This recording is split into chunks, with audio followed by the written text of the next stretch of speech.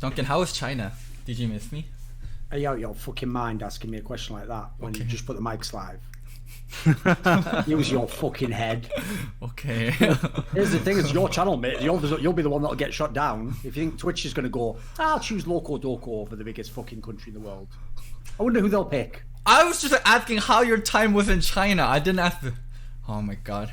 Yeah, and learn that I actually tell the truth when I speak Loco. Okay. You know, unlike some daft little cunt who literally had the balls to say that, like, someone on Reddit stole your idea that it then emerged you just stole from your own chat.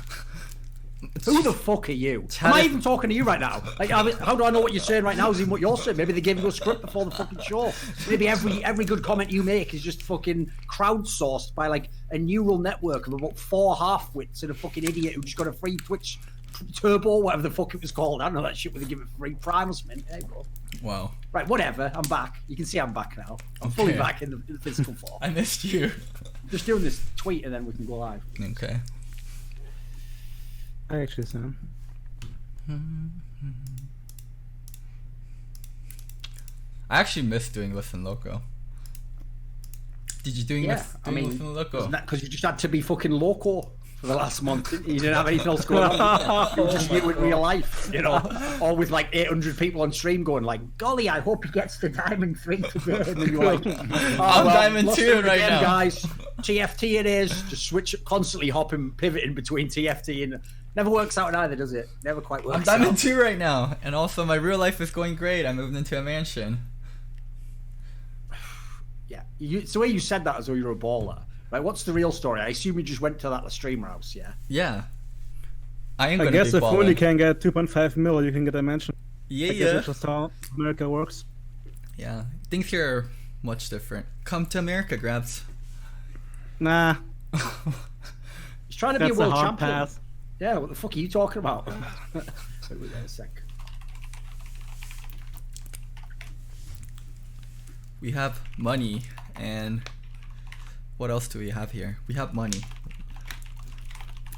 Well, you have money, but still can't buy good players, so there's still a lot to learn for you guys. What are you talking about? They got the best European AD carry. You're not following this year. You must not follow the broad. Oh, like, you're Kobe's on the pretty good, broadcast, honestly. right? Yeah, sure. Like, honestly, Kobe's not the one you should argue with. I don't know about that. Like, some mid laner. Listen, fucking Sven with Kobe is just like, right. At least they know what restrictions they're looking for in a player. Right with that, so, you know, they're just like, listen, can you basically just do Sven but without being quite a shit? And he's like, yeah, that's who I am. That's actually who I am in 2019. Yeah, I can. So, problem solved. Right with that. I think I've got the link right. Do you know what episode it is, by the way? I can double check. 95 or something, maybe? Yeah. Dude, we're gonna have someone... Is it 95? Double checking, give me 1 sec. Hopefully we get someone special. I already have someone in mind. Okay, yeah, it's 94. High was the last one. What is he talking about? What? Get someone special? What are you referring to? I have no idea, man. Episode 100. Oh, right, I see what you mean, right. Okay. Did you say it was 95, yeah? 94. This one's 94. 94, right. Right, let's do it. Are you ready to go, Grabbz? Of course. It's too bad, actually, that we're doing this show again. That would have been the perfect number to just leave this show on forever. So then Listen Loco would literally be 93 till infinity. You don't even know that reference, do you, Loco? I have no idea. Maybe brush up on your fucking hip-hop and stop listening to Drake, you little daft cunty shit. Okay. So anyway... I like Lil Wayne. So, yeah, I bet you fucking do. I bet you actually like the later Little Wayne work as well. Like, you know, before, everything after the Carter 3, you just fuck with. You didn't like his earlier stuff. You know, he was too experimental for you, right? Anyway, this is going to be episode 94 of Listen Loco. We're back. And as you might have expected, we're going to discuss all the LEC off-season rumours, trades, etc. Now, for this type of a show, you need someone who really has a keen sense of like player strengths, where they were fitting in teams. We couldn't find one. If you saw the fucking Worlds final, this guy obviously knows nothing about like the strengths of players, where you should send them, how to attack squads. But here's the thing, we're all going to learn together. And so maybe next year's the year. No, jokes aside, Grabbz here, coach of G2, still amazingly. You know, I guess they really are. I mean, nothing is confirmed yet, right? I mean, that's technically true. That is technically true. And they are, and your team is want to meme about such things, I have noticed. But anyway, he's obviously a coach who has won 2 LEC titles, he won MSI, and he actually is a pretty good stat. He took 8 different players to top 4 at Worlds. Now, you might go, I think you mean 9. Like, no, I don't actually do that whole promiscuous meme. I still think he's shit. So, in case anyone's wondering, I'm back. I'm back, motherfucker. Did you enjoy Travis sort of waffling vaguely around things for the last few weeks?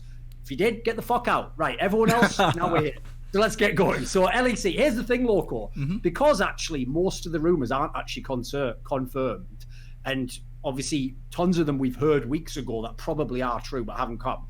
I actually myself haven't done tons of research for this episode. Like, I'm hoping I actually find some of the moves out myself fresh. So where would you start us off? Like, what's a good LEC roster move we can start with? LEC roster move that we can start with. Let's see.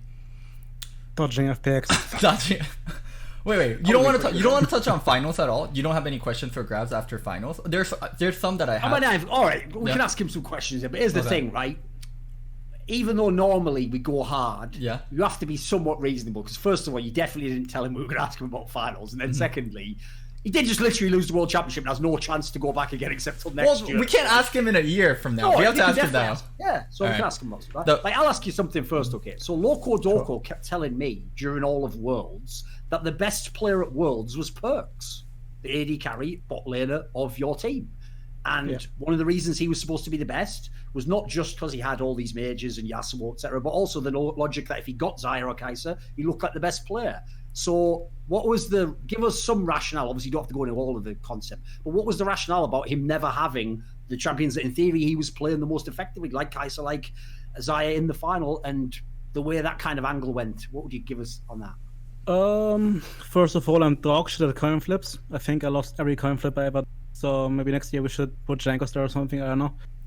So on red side it's pretty hard to get unless they trade, right? Because if they ban Kai'Sa, we have to ban Xayah or Rakan. On the third game, we kind of gave it to them, so we actually know what they're going to first pick. And on blue side, we're comfortable pinching LWX's champ pool and go for Gragas Yasuo. There was a discussion the day before if Chris will play Galio or not. We were greedy. Yes, he does play Galio, and yes, this was really hard to play out. Pretty much it, yeah. I think like there were so many things in the games that went wrong individually and also from draft. So going through it will take a long while, but everybody played kind of, you know. Also, for example, I mean, the one thing I want to talk about is the Pyke, right? Because a lot of people have questioned about it. Obviously, so, naturally, we did not just pick Pyke like randomly, right? We actually played it in scrims against FPX, against Nautilus, and the whole gist of it was that even if Caps has to give up farm, like we know how Doombeat's gonna play, and it doesn't matter what champ he gets, he will roam, right? If it's Nautilus, Ryze, Rumble, it doesn't matter, Galio. So the idea was that if he roams, Pyke can give up creeps to actually like help out the dives. The thing is that what happened this game is that they started with a late bait, which means they're trading sides, which then means we both know where the jungler is, which means Caps can never actually walk into the jungle because there's the danger of the Sin being there.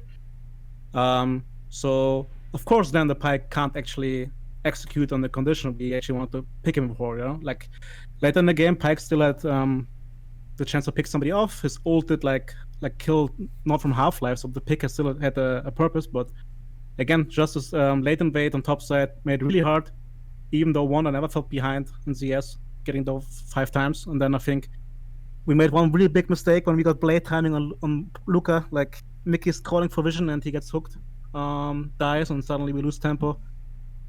Mid game, I think we were too afraid. I think that's the only thing where we can argue that nerfs got to us a bit, because usually we would be a bit more proactive, but I think for like 50 minutes nothing happened in mid game. Both teams knew how hard it can go, or can't, and we didn't really pull the trigger, also because we couldn't take Nash.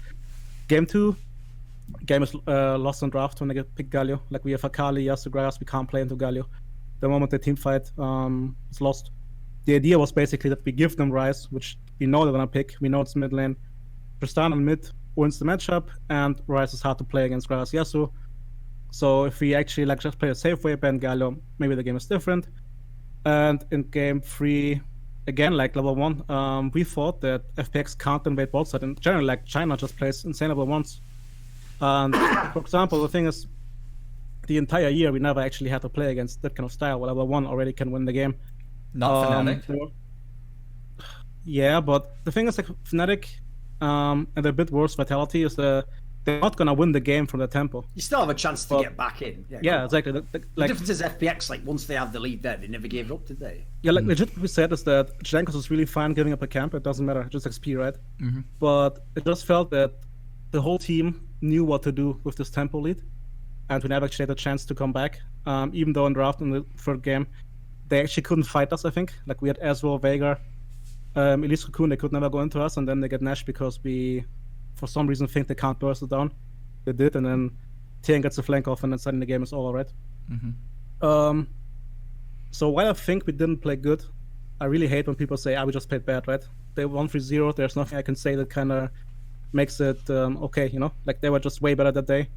I think what you said before is a pretty good line to say, though, which is that you've never played a team that had that style before. I mean, I always say this is one of the reasons, by the way, why I actually love that in the international in Dota 2 they have the double limb component, because I actually think there's some teams you have to play more than once. Like, you play them one time, you can't tell. Like, people don't realize there's one thing fans will never get is, even if you have studied the team, even if you watched all the VODs, like, pro players always describe it as, like, until you play against the person, you don't feel the same resistance. Like, you can't just tell from the VOD what it'd be like to play against Tian or Crisp or something. Like, until you're in the game with them, you just think, oh, well, I would just dare cheer, but maybe you wouldn't. There are two things I can talk about finals and then, like, kind of be done with the topic. The first one is that what you just said, in spring we won MSI, we kind of had a mini SKT in our league with Origin. They played a very similar style, and going on stage against SKT, we said, think back of Origin, they're kind of playing like that. So we kind of got trained, playing the Drake style, very slow, very methodical, not actually being aggressive in the early game, but just wanting to farm, right? Therefore, we could prepare. Also, we had a month in Asia where we got our shit kicked in by teams like Suning or Jinner, even in 3-3, right? So we actually had a lot of time to learn the game again. I think the peak G2 was for sure MSI, how we played the game. And afterwards, it just got worse because Origin got worse, so we didn't have this team that checked macro. Fnatic is a good team, but if we scrim each other, it tends to be a shit show because all 10 players want to shut up big balls and go for crazy outplays, and then the game is 60 kills for 20 minutes. And so we can't learn anything from that. And there's no good early game team in the league because, again, Vitality tries to play it, but you know you're going to win anyways. Like, they can't play the game after 10 minutes, so why bother? And then the second part is just, I think, really, even though it's a lot of making excuses, we made a mistake, or the timing was hard to go to Asia to bootcamp there, because we were stuck scrimming teams first seeds from NA, the wildcard teams. We think we have a champ pool, and Damwon comes, and I think on the first day they arrived, they won 1-5 against us in scrims. And, like, they stomped us. On the one game they lost, they were trolling really hard. Like, they really tried hard to give us just one win, right? And the next day, I think we lost 1-6. So suddenly, Asian team comes in, and you're like, we have no idea what is good. We have no idea what we're actually doing. We're fucking bad. What do we do now? And then suddenly we had to, like, band-aid fix everything, basically. Like, the whole how we play on jungle didn't work. So that was the first focus we had. And then again, like, the champ pool was an issue because we never knew what's actually good. We knew Zaya's good, we knew Kais was good, we know Gracias was good. Probably and Rek'Sai were the better junglers. And Ryze is OP. Those were, like, the things we knew, right? But everybody knew them. Then we go into groups. I think actually the first game against Griffin was the best game we played the tournament. Not just macro-wise and how we played as a team. Sure. But that doesn't help because, no offense, wins against Cloud9 and HK don't matter, whatever you pick there. Like, the way we played against Cloud9 and HK, we're kind of giggling backstage, or, like, on stage as well, during the game, having fun, and you could have picked Timo there and win, probably. I mean, I'm sorry, right, but that's how it is. Sure. So therefore, we meet Griffin again. We didn't really prepare anything specific. Like, we didn't really care about first or second seed. So we could have done a bit more there. We lose both games, and again, we're stuck in the same mindset. We don't know what is good. And we play against Damwon, who are 2-15 against us in scrims. So we are like, oh, okay, I guess we're going home now. Like, we're gonna go there, and that one is so fucking good, and suddenly on stage they don't show up. Like, they play so differently. And I think the typical Korean sickness got them, that everything has to be perfectly planned and they can't do anything else. The same reason why I think we just have SKT's number. Because even if they're ahead, we know what they're gonna do. Like, there's no creativity, they stick to this plan. We can always trade. And then going into SKT, we scrimmed IG and FPX, of course. And we also got our shit kicked in. even worse, I think, than against Damwon. So we have no idea what they want to play. So for example, the Varus Tam Kench thing is something we came up the day before. Like, it looks good. It's 5-0. They're 4-0. Let's deny it. Let's try it out. Yeah. Berlin internet is not. I think it's just not going to be like that. I switched to Europe. It should be fine on my end, but it should help Grabbz since we'll the see. servers are Europe. I have green bars, so hopefully this says something now. But yeah, of course, and that's also what I meant afterwards with preparation, right? If you, I think I'm lagging. No, we can hear you. We can hear you. Keep going.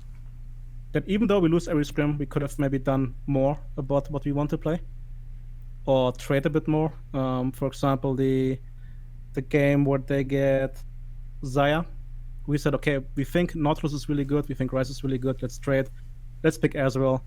We actually should and could have done in that game, put Ezreal mid and put Vega bot, and I think that's really hard for them to play the game. Didn't do it, like little things, right? Here's the thing, based on what you're saying now, mate, actually it puts a whole new light on the World Championship. Like, I'd heard the thing about Damwon beating you a lot. That's obviously one of the reasons why the Korean analysts all picked Damwon to win the series. But if you actually look back, like you said, aside from basically the first rotation of the group stage, which realistically, like you said, the only meaningful game was the Griffin one, which was a very, very good game. Aside from that, obviously you got wrecked by Griffin in the other two games. And then actually every playoff series, you had these terrible early games at times. The other teams looked like they were in position to win. It actually is, when you look the other way back, because the expectation going into Worlds was you should win Worlds, it looks like a total failure. It actually seems, in light of the circumstances, it was a miracle he made the final almost.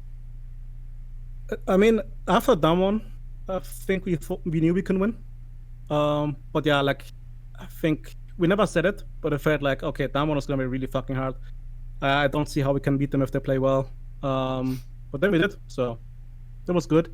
But yeah, again, it just comes down to, I think, it also comes down to us, right? I never want to say it's our team's fault. Like, we were chilling really hard in summer. And I learned that even though you can take weeks off, the players still think about the game, right? So not actually resting, ever. So the burnout still happened towards the end, which is the same for FPX, of course. Like, they also had a long season. We had MSI, doesn't matter. And then again, the timing was weird to go to Asia. Like, for MSI, we scrimmed against teams like Jin Air and Suning, who were not good in their leagues. Against Jin Air, we were 3-3. Because unlike teams in EU, like, I think all 3 games they won were just because they made level 1 actually, got a lead. But then they played it well with that lead, right? And we couldn't come back. Which no team in Europe at that point in time would have done at all. I remember this guy who lives in Korea who kept saying that if they got into the right game state, they could probably have beaten you guys. No, but anyway, that's by the by then. Never mind. No, I mean, and I said afterwards it's kind of true, right? I think...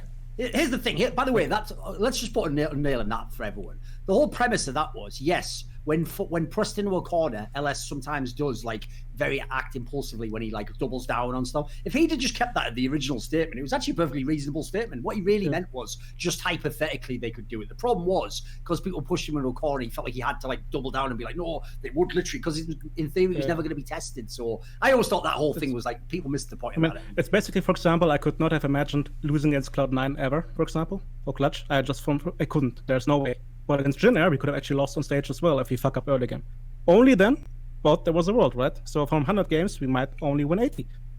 So I even said afterwards, it's not that unreasonable. I can see where it's coming from.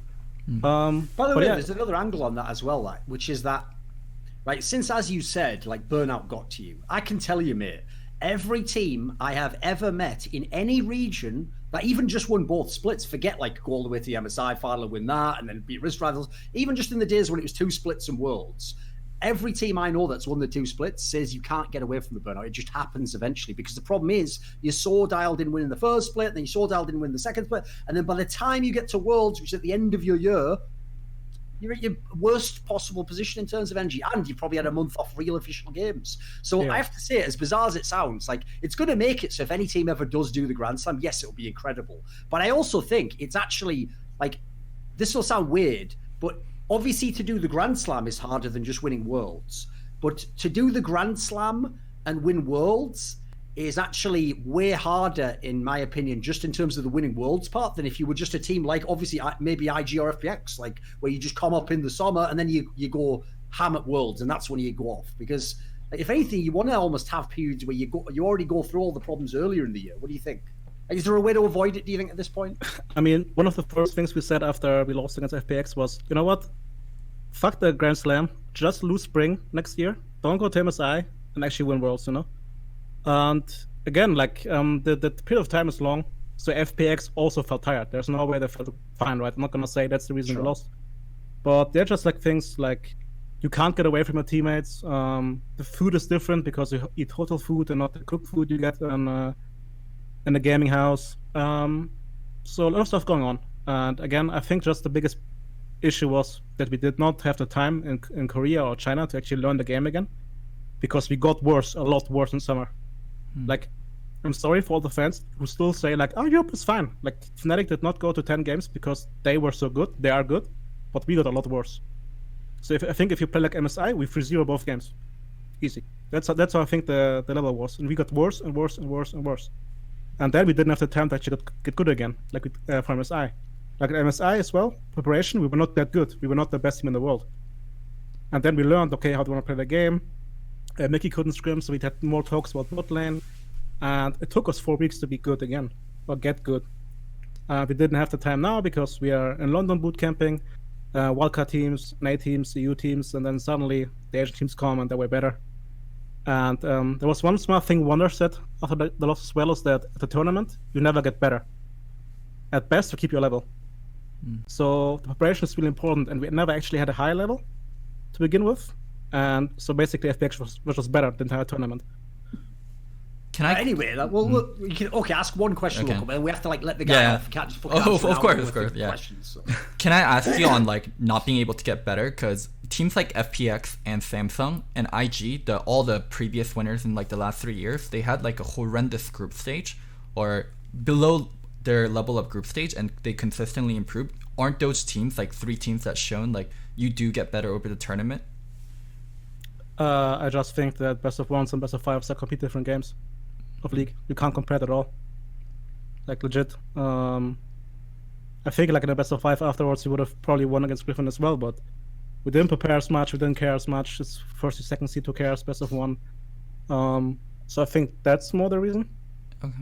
And also, of course, you're not gonna show everything you have prepared, right? In group stages. So. All right. Well, let's go to the roster stuff. So Duncan asked me which one's like the spiciest one to start with. I mean, let's start with our favorite topic, Fnatic. So Fnatic ended up with only making one roster change, self-made for Broxa. But from all the rumors that were going on, there were so many iterations that were possible. I think like the first big one was Youngbuck or Reckless. It could have gone either way. They could have gone Youngbuck, gotten rid of Reckless. And then the other one was Nemesis Broxa, right? They could have stayed with Broxa, gotten a different... Oh, and they added Mythy as well, remember that. But we can talk about that separately, sure. So, yeah, Veteran talked about it just earlier, but it's a miracle that Fnatic only ended up with one roster change, and they ended up with this roster. What do you think on this one, Grabbz? Like, what on the jungle switch particularly? Like, here's the thing. Like, when I had you on that episode of Elitist United where it was you and Youngbuck, and we were doing that whole debate about the Broxa topic that's obviously been discussed many, many, many times in Europe. But I have to say, like, that's one of those angles where I get why Fnatic... Here's the thing. I totally understand why Fnatic don't want to address that. Like, you never want to just say your player has all these deficiencies and flaws, and plus, why would you signal that to your opponents anyway? So I get why the teams play the political game and use different terminology or claim some sort of bullshit extra reasons to why a player's good, except for in the server stuff. But realistically, he was clearly not the best jungler in Europe. So the real question for me is, like, just in isolation on his side of the move, before we go to like whether self-made's a good replacement, do you think if you wanted to improve this Fnatic core, was letting go of Rockstar a good move? Or I mean, I don't know entirely whether he chose to leave, but was it a good move for Fnatic, do you think? So that depends on what I said in the show, right? Because what I think is a Broxa jungle is like Jankos. That means that he reacts to what his team needs at all times and then tries to make an efficient path.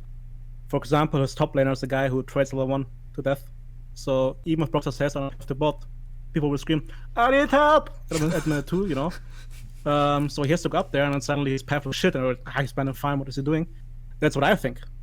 Could also be in reality that he doesn't know what he's doing. And then, of course, the versus swap is better. One thing though for sure is I think Selfmade has thicker skin, so I think he will have a better time in the team environment unless it really blows up. But there's also a high chance I think in this team that by end of spring they're just gonna murder somebody in the team. I also saw the whole move here as well as like yes, obviously, like Selfmade showed some potential, especially in the spring, particularly when he was hard carrying that SK team. But the other reason to do this as well, in my opinion, is to also make Nemesis happy. I mean, it's clearly someone where he's going to be on board with this move. Now, in theory, you don't have the same divide in the team. I mean, that angle even makes sense. Is he ever happy, though? I don't think so. I don't think he has that emotion. No, but I mean, yeah, you're right, of course. Right, come on, Locodoco, the kind of person who literally What? is almost like berating Kelsey Moser that there's no way Broxer could be anything less than like one of the absolute best junglers. And when we dared say the name Selfmade, you acted like someone fucking tased you, bro. So come on then, tell me how this is a shit move and Fnatic is now way worse with an inferior jungler, in line with your actual thoughts on the game. So my thoughts I'm was... fully back right now, mate. I'm not even easing into this motherfucker. I'm just going in dry. Let's go. My thoughts was 4 weeks in, Broxer looked like MVP level, and the player that Veteran and Kelsey brought up that I felt was so he ridiculous. Was like one of the worst Korean teams of all time. I agree. Would get relegated. Oh, sorry, you meant the most valuable player. My mistake. And then I thought you renamed that to the most valuable perks award now. the player that Veteran and Kelsey brought up was Kadriel, and that's what I thought was ridiculous. I always thought Selfmade was really good, and I kind of agree with Grabbz saying like now there's so much strong personalities on the team. Nemesis, Reckless, Selfmade. I'm very curious how this team will do with Mitty. Mitty, someone really incredibly well respected by players, so his transition to coach should be smooth. But from what I heard about Youngbuck from you and Veteran, it seems like Youngbuck did an amazing job of balancing out personalities and making sure that team functions. So now that they added another volatile element to this team, and while we can all respect Mitty for kind of his gameplay knowledge and being a leader, I'm not sure if he's going to be able to do the same kind of problem solving that Youngbuck's been able to do. But here's the thing, I actually love the move. I think it's one of the best moves they could have done in lieu of somehow getting a better mid, and that's pretty hard to do in the current market. I actually think it's about the perfect move if I look on the table of what was available. So I think it's a really strong jungler. They already had a bunch of good lanes anyway. Now I think him and Hylissang should run riot over the league. My only downside is the Mithy side of the deal, because here's one of the weird things about Mithy as a player and person from my experience, is he's one of those guys where if you only met him for 10 minutes, you might think he was just like a really pessimistic person and like a really cynical person, but it's actually, that's just his way of like sort of breaking things down. And so it's not that he's literally shitting on you, it's that he does that to like everyone. So for example, the mistake people make is they might think he says someone else does something bad and that he's putting himself above. No, he would tell you that he's shit if he thinks that he's not doing well enough. So the only angle I have a problem with that on is certain players, Nemesis, Selfmade would seem obvious, maybe Bwipo, I feel like they will fuck with that attitude. I actually don't know how that sort of attitude would work with someone like Reckless, because Reckless has shown obviously conflicts with teammates and different personalities rub him up the wrong way. So, I mean, presumably Reckless is on board with this move in light of the whole Youngbuck departure, but that might be one of those ones where you don't know what you're asking for, basically. Like, that's the only angle I'm kind of concerned on, because remember, he's a rookie coach at this point in time. My one thing with Mithy is I'm not sure if he actually adapted his game knowledge to Season 9 completely. Like, he's very good at teaching macro and fundamentals, but the game is not played that strictly anymore. So that could be an issue. And I don't mean, like, again, like he's insane in the game, right? Macro knowledge that he can teach for sure something. But yeah, I think this is, how's the word? In German, you say Pulverfass, like a barrel of gunpowder. So as long as they're winning, they'll be happy. But I think they're all not only strong characters, but also different fundamentally. I think like Nemesis is different to Reckless, right? And just how they react to things. Same for, I mean, maybe Selfmade, I don't know about Selfmade. So that could be like very, very explosive. I mean, I hope they're going to do well, because else the league could be a bit boring. I can be cocky again after losing 3-0 in the finals of Worlds, but at least trying to build my self-confidence again. No, but again, I hope they do well. I think if a coach has the pedigree to handle this team, it's Mithy, just because he is so vocal, he's so self-confident, which is really important in these kind of teams. I just think the first weeks are going to be important, that he sets the tone there. And if they don't stay consistent in their tone, how to talk, then it's going to be hard. The only thing is, though, I hate the Youngbuck exiting end of this move, not just because like of where he ended up, which we can get to in a minute, but I just hate the angle, because like I said, put it this way, This is one of the things that makes fans of Fnatic so stupid, it's unbelievable. They really actually imagine that I only have access to the same information they do. And as a result, in their brain, this is actually how they think. Well, I watched Reckless's stream more than you, Thorin, so actually I know even more about Fnatic's internal view. And it's like, no, you know less, you dumb motherfucker. Like, he's not going to say any of the real shit on the stream. He never did, by the way. So maybe he will in the future, in a stream where it's not a problem anymore. But I'll say this. I mean, I know this is going to blow people's minds. I have friends who are players in TSM for these squads around the world. Then I have people in the coaching staffs of these squads and analysts who you don't even know the fucking names of who come, and my little birds are out there feeding me information. So I don't construct all these hate theories just completely whole cloth. Some of them even have basis in reality. Is Grabbz actually still there? Looks like he's frozen. Oh. Can we still hear you? Hey, Grabbz, you there? Might have lagged out. Well, the thing about the whole Fnatic fan angle and like the fan angle that's so fucking crazy to me is fans will be like blatantly wrong on things and then they'll back it up by, but a player said on stream this, a player said on stream this. Like, in what world does Reckless or anyone on Fnatic say things are fucking up here? Like, do you remember that Broxa meme about like Broxa and Reckless like not fighting? Yeah. Like, what does Broxa say? Yes, the rumors are true. Like, me and Reckless don't get along. Broxa's one of the nicest guys in the whole fucking scene, mate. I'm pretty sure he'll never say anything bad about Reckless. It's always Broxa apologizing. Did anyone realize that? Like, anytime there's rumors about Reckless and Broxa, like, Reckless never talks about it. Like, he just ignores the subject completely. And when things get worse enough for Reckless, I feel like that's where Broxa steps up as a teammate. You guys who are fans are shit detectives, because this is how you would pursue a domestic violence case. Like, the woman comes in, eye all fucking bruised up and shit goes, and then you go like, speaks about how the game can be played. So in my opinion, only a coach can fix those scenarios, because the coach has to be the go-between and he has to be able to communicate something from one guy to another who can't talk normally. They don't get along. So I actually think Youngbuck did a god tier job. So nothing against Mithy, just I don't know that he has any of that skill set. And I personally think with the squad they have now, just take this squad and give Youngbuck it. And if they don't have, I mean, there's certain internal reasons, as you alluded to, Reckless versus Youngbuck, basically.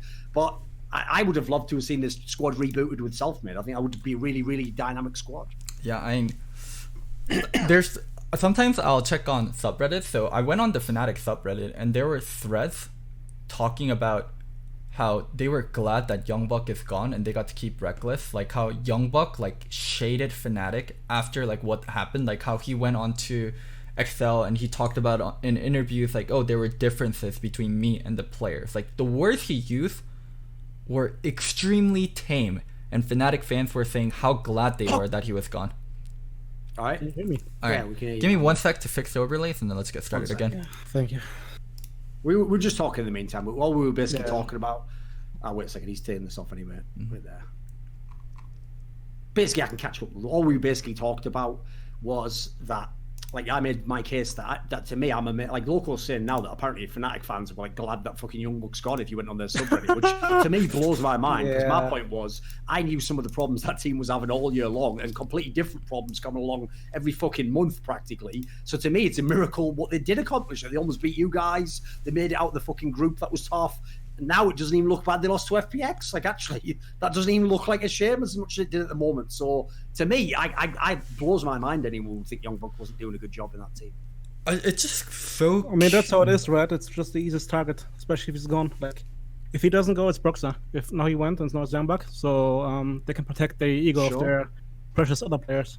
But it's Youngbuck. It's like the sixth, like he's a 6-time winner, and like he's accomplished so much, and you're still gonna go out of your way to blame Youngbuck. There's one really important thing, right? That in this scene, if you have your rotation, it's really hard to fuck it up. In a good way, a negative way. So if you come in as a 16-year-old and you're very humble and nice, people will think for the rest of your life you're humble and nice. If you come in and the players talk about you and they say you're the cook of the team, even though you win 4 splits, for the rest of your life, people will think you're the cook. Yeah, you're not that good, man. They said back then, 3 years ago, you're dog shit still. And that's how it goes, right? So yeah, I think Youngbuck is a really good coach. There's no way around it. They lost a big part of it. They gambled with Mithy. Maybe it works, maybe it doesn't. And yeah, I mean, that's just part of this esports life, right? And I think he's not too bothered by it, because at this point he should know. And he knows his value. I think the people in the know his value. So yeah, it doesn't matter too much. I'll tell you something crazy. I mean, I can absolutely say this. I personally put in a good word for Youngblood with some very big NA organizations. And when I asked who else they were considering, the names they were considering were a fucking joke. So I really thought these guys got it. I even tried to sell them on this angle of like, forget the X's and O's. Just look at what he's done with the personalities in the squad. Look at what he's done with elements that don't fit together. Like, this is actual real coaching. Like, this is what people aspire to in terms of coaching. Like, you can get other people who can help you with the level ones and the draft, etc. But like, this is someone who's proven their value. So to me, the idea that like, I can basically tell you, like, as far as I know, he didn't get any particularly good offers from NA. Like, those teams just pretty much ignored him or only did like a cursory reach out and then never get back to him. So I actually don't think that Excel was like something he necessarily wanted. He was just forced into it, unfortunately. So the other like really big rumor is, well, it's not even a rumor. I have connections in China. LPL teams wanted Youngbuck. So how LPL teams view Youngbuck is sense. Like, they don't think that highly of European players other than like a select few, like Caps, Perks. I'm sure there's names I missed, but those are like the two that really stand out. Like, they think really, really highly of Youngbuck because they're like, well, he doesn't have the best players and he's still able to get them all like out of groups. Like, this guy must be like a god tier coach, and he did it last year too. So they think really highly of him just due to what he's able to accomplish with lesser players in the Chinese community and the Chinese ownership and the Chinese coaches of mine. Loco, I see Grabbz has crashed again, so whatever. Like, here's the thing, let's keep going, mate. If he comes back, we'll do what we can. I've got a question for you though. You love to go in on all the players that I like that are famously like very talented but very like difficult people to work with, and you always pretty much come down on the side that because they're difficult to work with, you wouldn't want them in TSM, you wouldn't want them in Fnatic. You always go on that side, right? Even though, by the way, it's going to be spicy with the whole self-made Dardoch thing. You're going to have to fucking swallow your words, aren't you, mate? But let's just forget that for a second. We'll say that for tomorrow. Know, right? If you're that critical of players who have those issues, does this not shake your vision of Reckless a little bit, some of the things you've heard this year? About Reckless? Yeah, definitely. I mean... Hey, mate. Oh, he literally joined and then disconnected. Okay. So, for me, Reckless... I knew Reckless personally, like, back when the IEMs were happening and there was international events. So it was 2014 when I knew Reckless personally. So I met him at All-Stars, I met him at IEMs, I met him at Worlds, so I was able to interact with him. And he was just an incredibly nice and, in a sense, incredibly humble and like a hardworking person. And that's the image I had of Reckless, and that's my personal interactions with Reckless. And then as times went on, like, I started working with you, I started working with Dom, and then Dom did his whole cut the Western shit on Reckless. And I started to get a different viewpoint on Reckless. And as I got more and more invested into the European scene and developed friendships with more European players, coaches, and staff, and they talked about Reckless, it was so different from the Reckless I knew in 2014. And his actions publicly were also very different, how he behaved on stream, the stuff that he said. So yes, it definitely shook me, but it shook me because it seems like he changed as a person previously to who he was in 2014 to who he is now in 2019. Okay. If you can hear me, I would want to jump in. Go ahead. I'm not sure how Berlin internet is going right now. There can be a very, very big difference. So it's really important to distinct between the person and the player. To some players, example, Luca, Perks as a player is different than Luca as a person and the way he talks to you.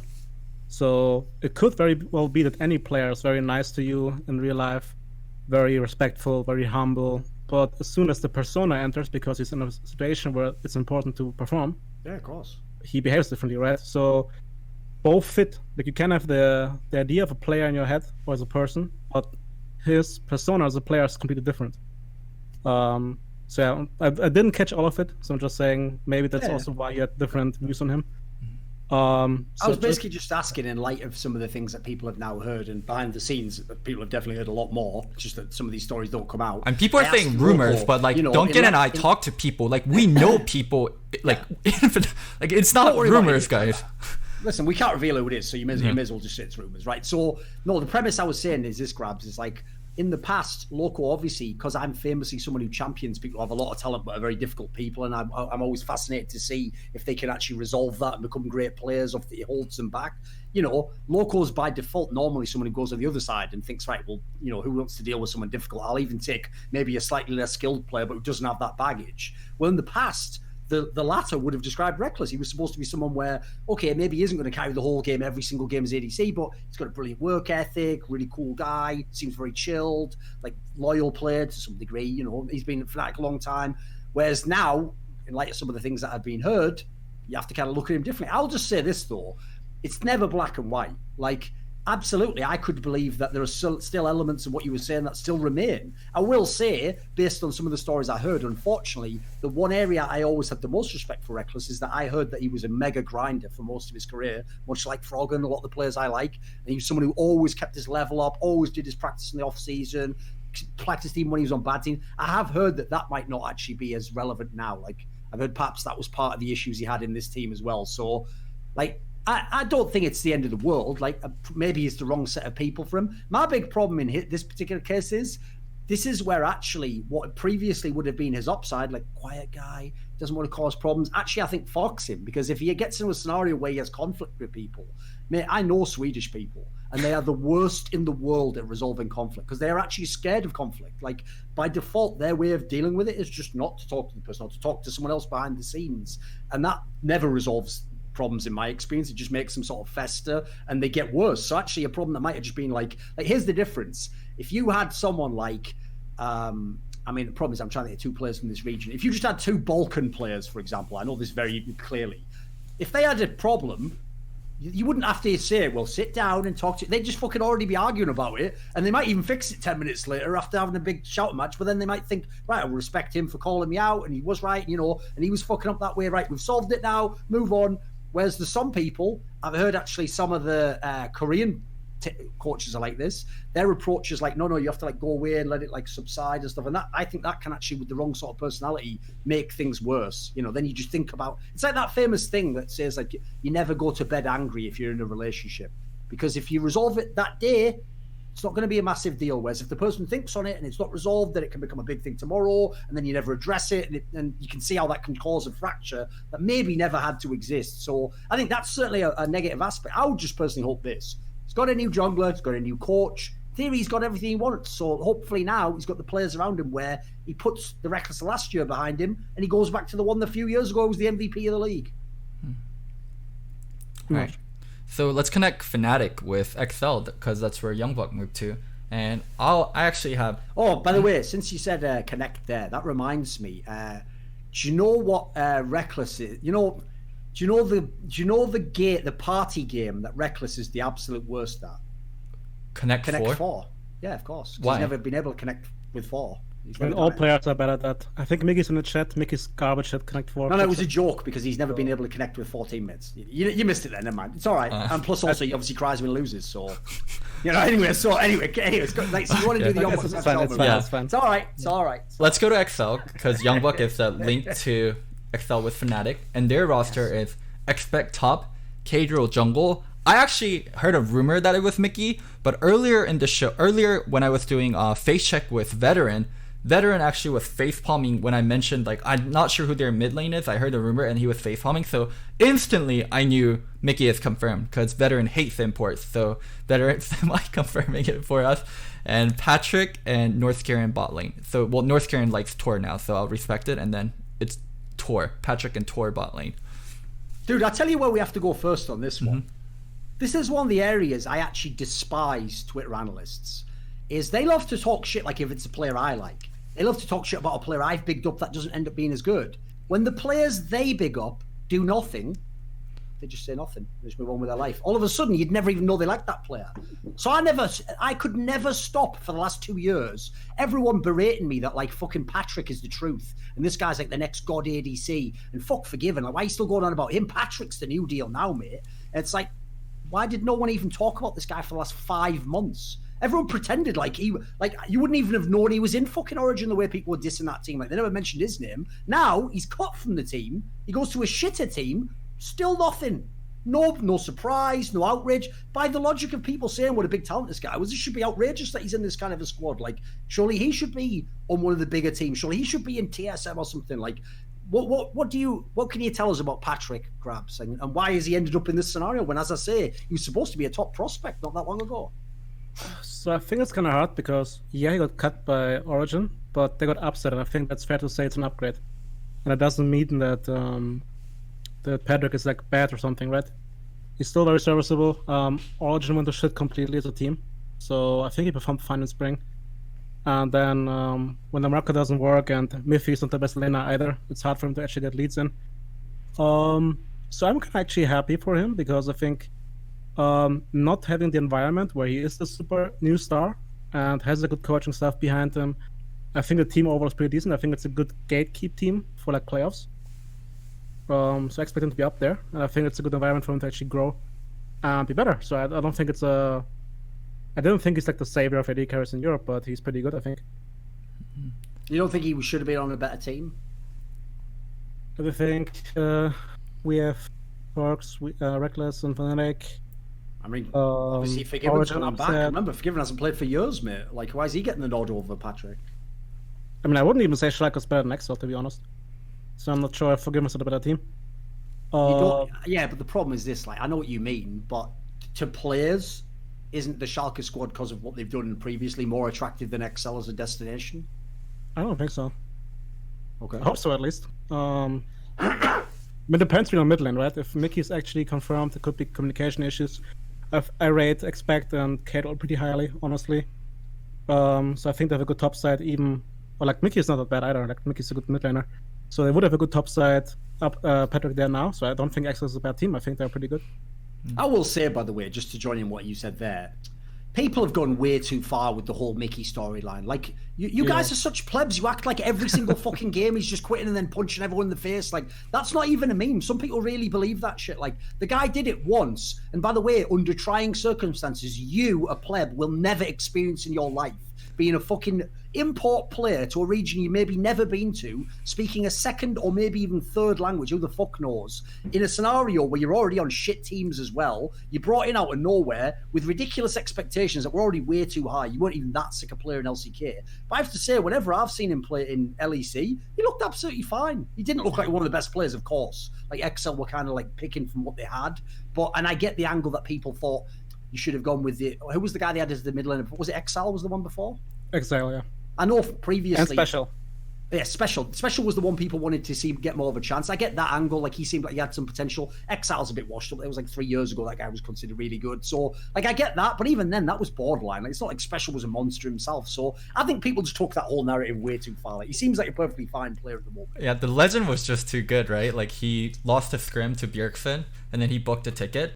And also, well, I had a very, very negative view on him also, because he went back to Korea, and then he kind of, like, he went on, like, a mini talk show with another bigger streamer, and he was talking very well about his salary. He was talking about how I started from nothing, and then I made it all the way to NA, and then I had, like, this huge salary, and then NA as a region is so fucking shit. Everything that the other Koreans that said it and then came back, like GBM, everything they say is true. Like, NA is a dog shit region. Like, no one really practices. No one really thinks about winning. So just spitting facts, basically. But is anything untrue? Okay. Just saying, you know. Okay. But just him going on that Korean talk show and then, like, him just talking about his experience that way and, like, disrespecting, like, his experience in NA also, like, doubled down my views on Mickey. Like, I thought, like, he would, like, learn from it a little. Like, he would be like, yeah, I, like, kind of fucked up. Like, it was my fault. Like, I shouldn't have done stuff like this. But he was just so, like, gung-ho about, like, how he behaved in North America and blaming other people around him. So I was like, damn, this guy is, like, so checked out of reality and he doesn't see, like, the faults of what he did. Let me give you a counterpoint on that, because this is one thing that actually annoys me. It's a bit like, one thing that really tilts me, people might not realize it's a pet peeve, because as a journalist you would think I'd want all the information in the world to get out there. I hate it when people leak private one-on-one conversations, because the way that everyone in the world behaves in one-on-one conversations is nothing like how they would behave if they were transmitting that message to everyone. Now, that doesn't mean that one's real and one's fake. That's exactly the problem of what people think. They think they're seeing the real you.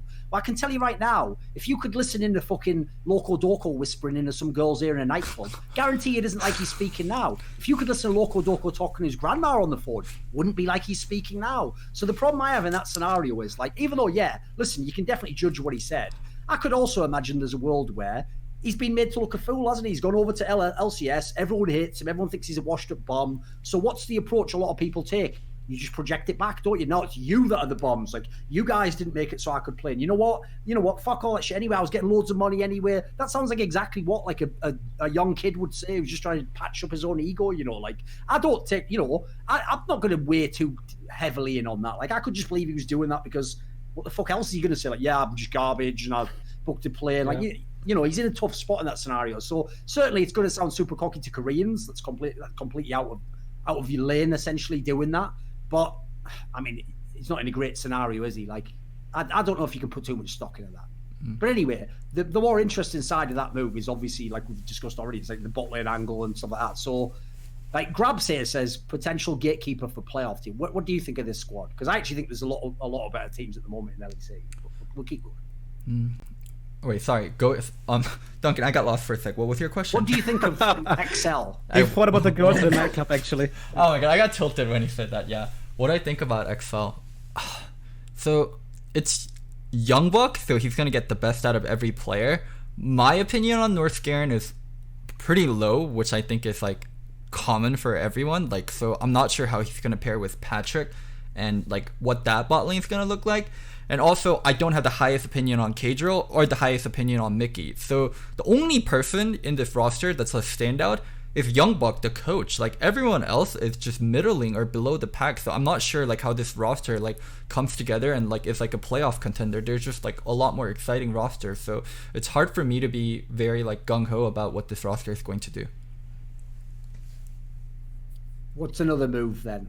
What's another one we can go? I mean, I've referenced it already because we can do the Schalke moves if you want. Let's do it. Spicy squad. So what is the current like as far as I know, I think only Odoamne and Forgiven are the ones announced. Is it so far? Like, what's the premise on that? So the 4 ones that are like pretty confirmed are Odoamne in top lane, Abadage back to mid lane, Forgiven for AD carry, Dreams for support. So the rumor for jungle used to be Joko, and it's no longer Joko. The French guy. Yeah. People don't know yet. And there's going to be tryouts. There's a lot of people in consideration. Gilius' name was thrown in there. So jungle is like... Can you have imagined Forgiven playing with Gilius? By the way, anyone who's like, but Gilius seems like a confident guy. He'd break it in like one scrim, mate.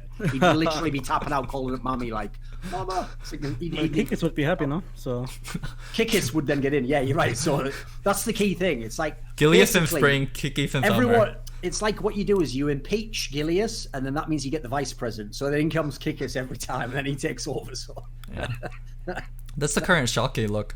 I actually hate this roster. I wish Forgiven ended up on a better team.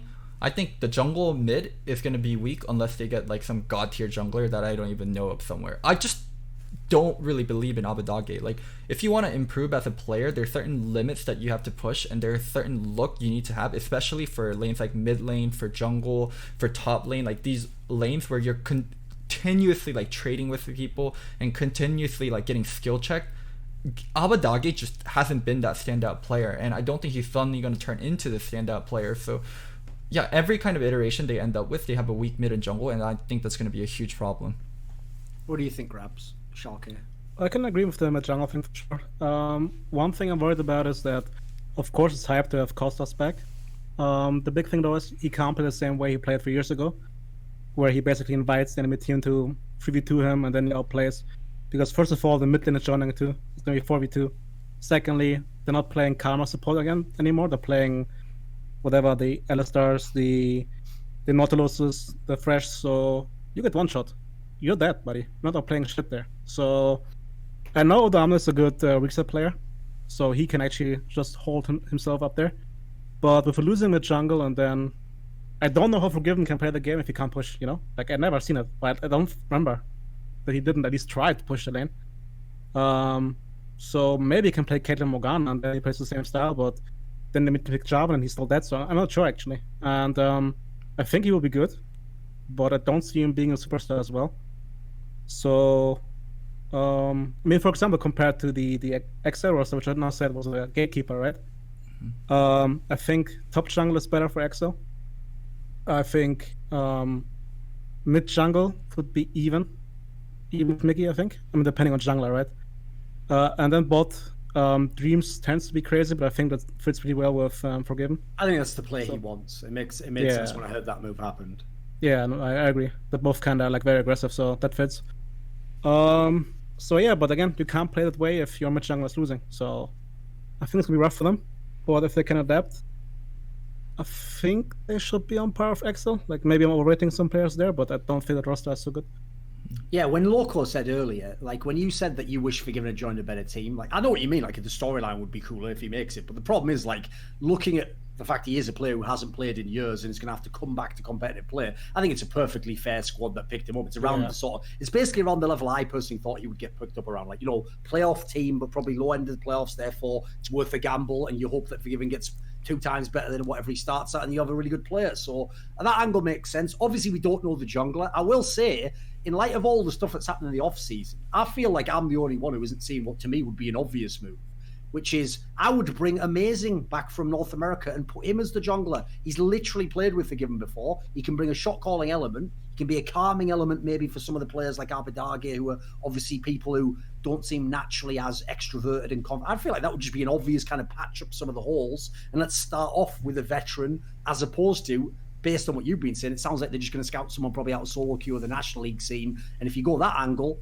they're probably going to go for someone who's some mechanical jungler and try and get stud. So I personally would like that angle. So in that world, I think that would be a pretty good squad. I know a lot of the players have had a down year, like Odoamne wasn't particularly good this year. I also think, and to be fair, Dylan basically said as much on the show, they didn't really know how to use him. Like he was kind of a player that never, for whatever reason, connected with the other squad. I don't think the trick guy connected with him.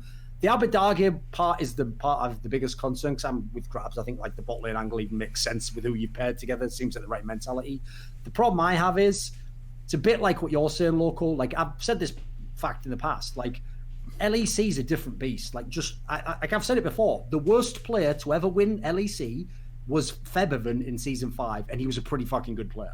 Worst mid lane. You don't win with like a fucking poor belter type mid laner in Europe. You have to have a monster. And so the problem for me is, will Abadage develop into that?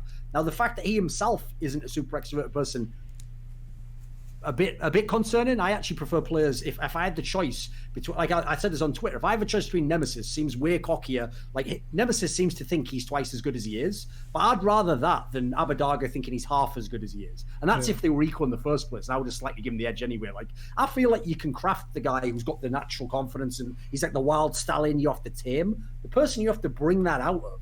I always say this, it's like the classic cliche, if you don't believe in yourself, how can other people believe in themselves? Like that's a really tough, like kind of nut to crack, as it were. And is the coach the same? Is it still Dylan? No information there, so it might be Dylan. Nobody knows on that. But I know for a fact Dylan hasn't been searching for NA jobs, so it's probably going to be Dylan staying in LEC and probably staying with Schalke. And yeah, but just based on the way it went last year, I'm not sure he's the coach for that. I actually do think he's a good coach. I've always said as much. I just don't know if he's that kind of a coach in terms of managing personalities. I also will say as well, like there's 2 other concerns I have with this squad. Like individually, I don't mind the squad. I think there's some pretty decent players and some good gambles for the team. My biggest concerns is like twofold.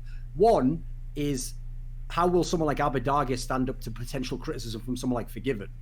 Like, I assume he's not going to come in the door immediately, like totally brash, because actually, to be fair to him, he's someone who tends to be worse the better his own level gets, because then the idea is like, well, I've brought myself to this level, you should bring yourself up. So I think he would probably start off a bit more forgiving, but I don't necessarily know that that's a great match personality-wise. And the reason why I think that's a big deal is because, like, I think Odoamne is just accepted now, and that's one of the reasons why he's perfectly happy to have Forgiven back. I'm a weak side player. That's just who I am. It's what I do best. I've had a few cracks at playing carries. Hasn't never really worked. So, fuck it. I'll be a weak side player. So the problem then is you do need a lot from your mid laner, I think. You can't, like, Forgiven alone isn't the player going to 1v9 the map. So you need probably mid and jungle, so mid and ADC. So to me, it's on Abadage as to how far this team could probably go. Also, obviously, we don't know the jungle angle, so that was just throwing a bit of speculation on that one. So I actually think it's not a bad squad. I think AD carry has gotten not weaker, but less proactive and less agency in early game, way more compared to when Forgiven used to play. So I know he still does fine in solo queue, but solo queue is a completely different beast. Like, you're not getting 4-man dope. Like, Tanner talked about it on Summoning Insight, and I'm sure a lot of coaches and analysts know, like, right now a really big thing is getting control in mid and jungle and moving around the map. I know season 10 a lot of things are going to change, but I still think that's going to be a huge part, especially with solo laners getting more XP and bot laners getting less XP, so you're going to have less agency as bot side. I'm very curious how Doran's gonna, or not Doran, holy shit, I'm messing up or Forgiven's gonna deal with having less agency in this meta and being really reliant on mid and jungle, where his mid and jungle won't be the strongest duo in LEC.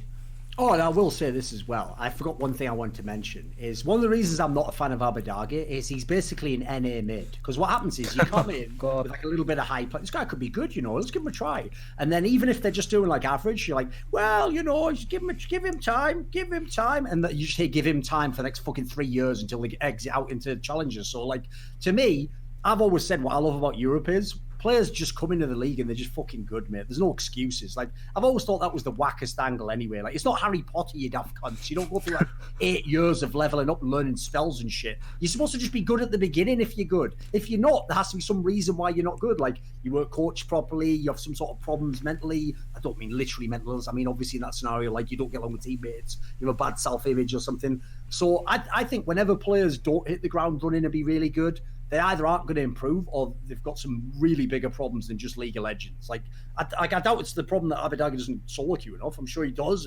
Seem perfectly fine on certain champions. But again, in the most competitive role, in one of the hardest regions for that role, I just haven't been that impressed. Like, I don't think he's terrible. I'd give him like 6 out of 10 or something. Mm-hmm. You know, it's only 1.5 behind Nemesis. No, I mean, yeah, but yeah. In the league where you have caps in the mid lane and you're the weakest of 3 rookies, it doesn't work. Cut it. Like, I will take Humanoid or Nemesis over him, and therefore he's fine, but it's not going to make the team win championships. All right. That's simple. Yeah. Grabbz, pick a team. Origin.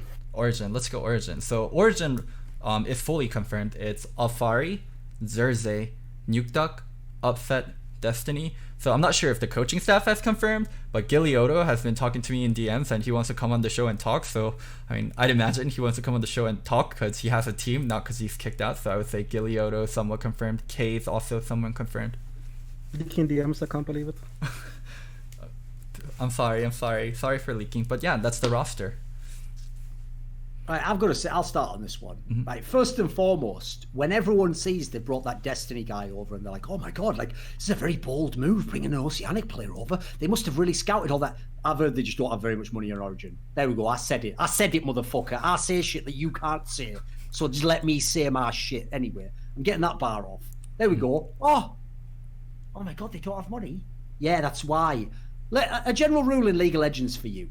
Nobody's finding Faker in solo queue. That doesn't happen except in Korea and China. So when people pick up totally unknown players who've never done anything and tell you they're developing them, what they're really developing is a bunch of lies as to why their fucking bank balance isn't big enough to just buy a good player. Because the name OG and some of the players in OG would warrant having a superstar support player, a really top player, an upgrade even over Mithy. So to me, what that tells me is, I know to people they think, well, Upset was a very talented player. Cersei was a pretty top jungler. Yeah, look at the teams they were on. They weren't getting paid mega bucks, mate. Like, they were in the scenario. So actually, even for them, you might not have even had to pay mega bucks. And even if you did, you saved money on the other guy if I had to guess. So I don't mind it in light of, I am, by the way, I'm actually even being fairer by pointing that out to people because now I don't judge Origin as a team with expectations. They should be the #1 team in the league. So I don't necessarily hate the move.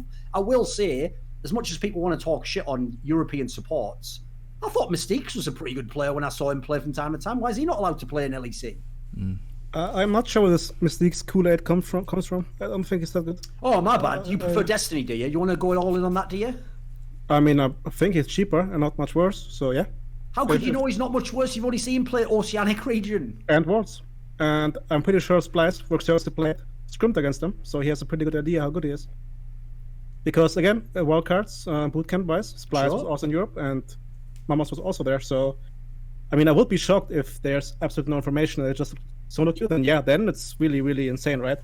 But I'm pretty sure that Cirx at least saw him play. And then he can make a judgment, because again, I also support is the worst role, right? That's why Mickey can be good, because the role is just bad in Europe. Same for coaching, that's why I'm coaching split. But yeah. Wow, funny enough, I both played support and coached. Then an A is worse. But no, I think it's very reasonable to not go for mistakes. I think they could have done better trying to get like Gistic in, for example, over that, because I don't think it's that expensive too. I don't think it's unreasonable, but it just okay. That's also what I said right before. If you have a reputation, even if you play 5 good games, it's hard to kind of get away. Fair enough. And we all have the Origin hero in mind, right? So I hope at least that they actually had tryouts with him. I'm not sure if they did or not, and if they did, then I think that's really fair. I agree, by the way, on the angle that, like, if you just look at the kinds of players Origin's put together, I could see also why they might go against a player like that due to reputation. It's not that unreasonable if I think about it from that angle. So they actually talked about it in their podcast. Origin has a podcast. Yeah, it's called Pogcast. I bet about 4 people in the world watch that. Okay. I'm going to look it up now. What's it called? Podcast? It's like OG. It's the OG. Just look up OG cast, and then it's the one with like Papa Smithy, Deficio, like. Holy shit! These episodes, like, so the ones during Worlds with guests like fucking Dracos, Vidius, Papa Smithy, Spawn have 19k views each, and some of the other ones have like 3k views. Like, man alive, man! I could fall asleep on a stream and get double that. Okay. I mean, that's what happens if your org builds itself on being very professional and wanting to banter, right? There have been some instances where G2 asked them if they want to like actually have some back and forth, and they're like, no, this is not what Origin stands for. We are very, very professional. So you're fucking boring. Nobody watches your shit. Enjoy. So in their boring podcast, they talked about how they wanted to they picked up Destiny because they were moneyballing, like with stats and stuff. And then I was able to get better insight on it. It came down to 2 in context with stats, like primary engage, success rate, and a couple of others.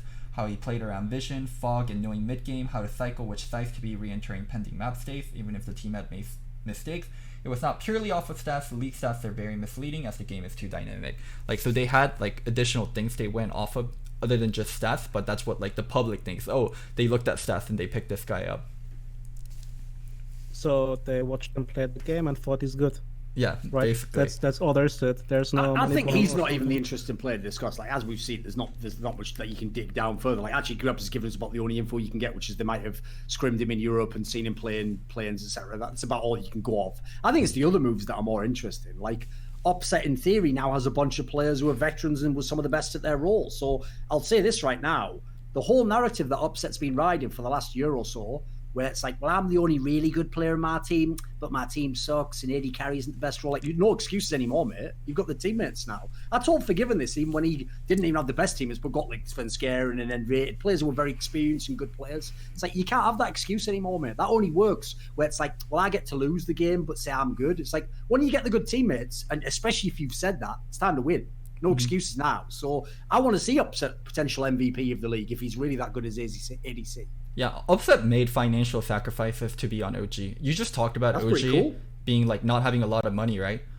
There's not a single doubt in my mind that EG gave Upset an offer, TSM gave Upset an offer, C9 gave Upset an offer. I heard he had a lot of big offers. He must have had... Basically, during the off-season, most of the rumors were that he was going to certain NA teams. Yeah, so for him to turn all those down and join an org that doesn't have a lot of money, like he must have taken a giant pay cut. It's Upset in NA could get like high 6 digits easily. So I mean, props on him. Like, this guy wants to win. Yeah, respect. Yeah, just talking for the fans. We're not talking here 100k more. We're talking potentially double or triple the money he gets in Europe for sure.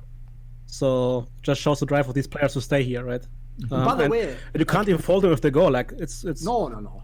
reasonable to go with that money. Here's one thing I will say. That is also a difference that people don't ever bring up about NA players and EU players. A lot of NA players would actually leave a good team and go to a worse team if they got like a way bigger offer. Loads of it, like by default, most European players. One thing I can absolutely fuck with is even some of them who come from like country. I mean, in particular case of Upset, he comes from Germany, it's a pretty good country. But even some of the ones who come from poor countries have turned down ridiculous offers from NA because they really thought they'd either qualify to Worlds or even win from Europe. Like, I have mad respect for anyone who does that. Because every fan right now is going to go, well, you know, business is business. You got to no, exactly. That's the whole thing. Like, that's actually, in my opinion, this will sort of sound weird. People would think taking the big money is the long-term play because you've got all the money. First of all, young guys spend all the fucking money anyway, and it's actually the short-term play. Because I always say this: when you do a move only for money, the second you finish spending the money, you've got nothing. That's all you had was the money. Whereas when you do a move for legacy and for greatness, you actually can create something that lasts long beyond money. So, like, whether or not in the future he chooses to go to NA, mad props for actually staying. And for a number of the players I heard had bonkers offers and decided to stay. As a result, even though I ragged on him earlier, that's why I don't blame the Cobbes of the world. I don't think he was ever going to be the best AD carrier in Europe. I don't think he was going to probably ever win a big tournament. For someone like him going and joining a team like TSM, probably more opportunity, better salary. His case, it makes perfect sense. Yep, I agree. Dude, now we have two players that are always supposed to be underrated, like Nukeduck Upset on the same team with like good surrounding pieces, Jersey and Alfari. Like, there's no excuse if this team fails now. Actually, I want to get the take of Grabbz on the Cersei move, because the thing about Cersei I found very weird was, as far as I can tell in Season 9, every time I watched him, he was a pretty good jungler. It's just he didn't seem to exist in the same paradigm as any of the other junglers in the world almost. Like, his vision of how to play the game seemed very different. So do you think that that was like a splice thing? Do you think in this team with these players, he will be a different player? Because he always used to like basically claim that he was going to play differently. But I don't know if he actually ever did personally. So what I think, and of course I don't have that much insight, is that he did not have, let's say, the best top end support, which are kind of important for you to play around as a jungler. So I can kind of see why he was a farming jungler, sometimes over farming, and then trying to make himself strong. Also not sure how vocal Humanoid is. So potentially we're a case where he can't play around any lane, either mechanically or just because of communication. So now we have to see how he performs in this team, because he has easy top 3 top laner in the league. Nukeduck in form, also top 3. Upset, probably top 3 as well. So now it's going to be important to see if he's actually that selfish, like he's in Splice, and that's his playstyle, and then in this team it wouldn't work, because these players want to push their lead. Or he actually can play this more supportive style like a Jankos does, where he enables the lanes to actually be as strong as they can be, right? All the patch changes aside, because maybe just farming with the respawning camps is a bit important. But again, like, I think it was more limitation of his team than himself. I hope so, at least, because I value him a lot. But we will see. Any thoughts, Loco?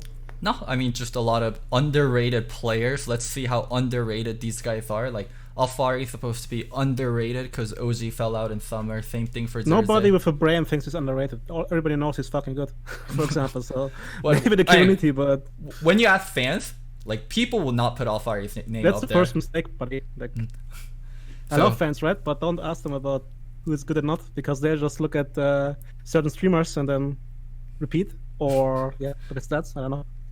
But yeah, there's a lot of players on this team that are supposed to be like giga good that haven't gotten to really show it. So yeah, I really want to see what this team does this season, and yeah, actually see what Alfari's made of, Nukeduck, Upset, Jersey, what all these guys are made of. Actually, I have an angle as well I want to say on this team. I actually do think this team, I know, listen, they've obviously changed 3 players, so even changing 1 player can make a team totally different. But a main reason why I think this team will be nothing like the team from last year is because there's no Mithy.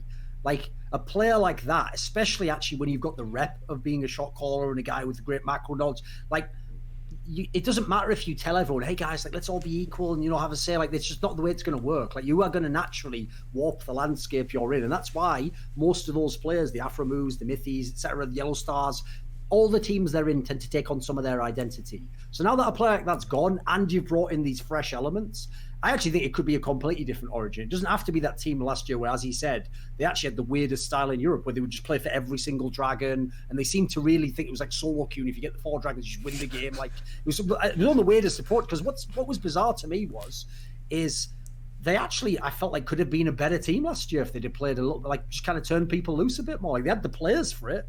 There's no reason they couldn't. Like, that was basically the most frustrating thing for me about Origin last year is I thought they had the players to play most styles if they wanted to, but they just chose this one way and they kept going at it. And I assume they thought honing that style would make them unique or something. I don't know, but they knew it would make them good in season 10. That good. It's great in Season 10. You play for 4 dragons and you get something called Dragon Soul, and now you're OP. They're just planning out ahead. So smart. Right. Wait a minute. What's another team then? You pick one, Duncan.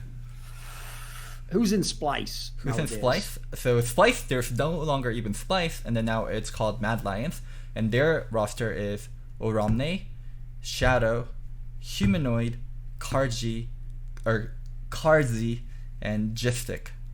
Or Gistic, however you're supposed to pronounce it. Okay. So a bunch of National League players and Humanoid, basically. Yeah, this is a roster I have no idea. Here's the funny thing.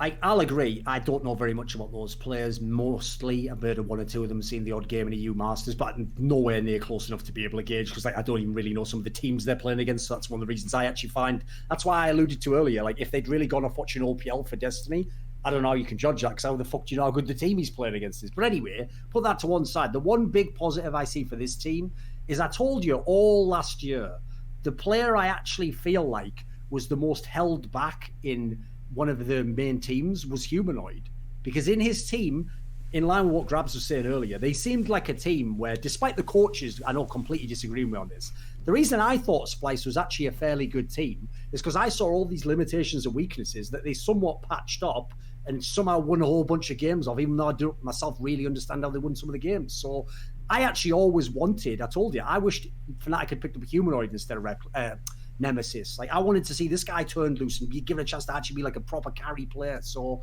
at least I assume in this team he's going to have that possibility. There's not the same limitations of washed up players or players who just played forever one style and aren't going to change in Season 9. Like, with fresh faces, a coach can mold a team around you.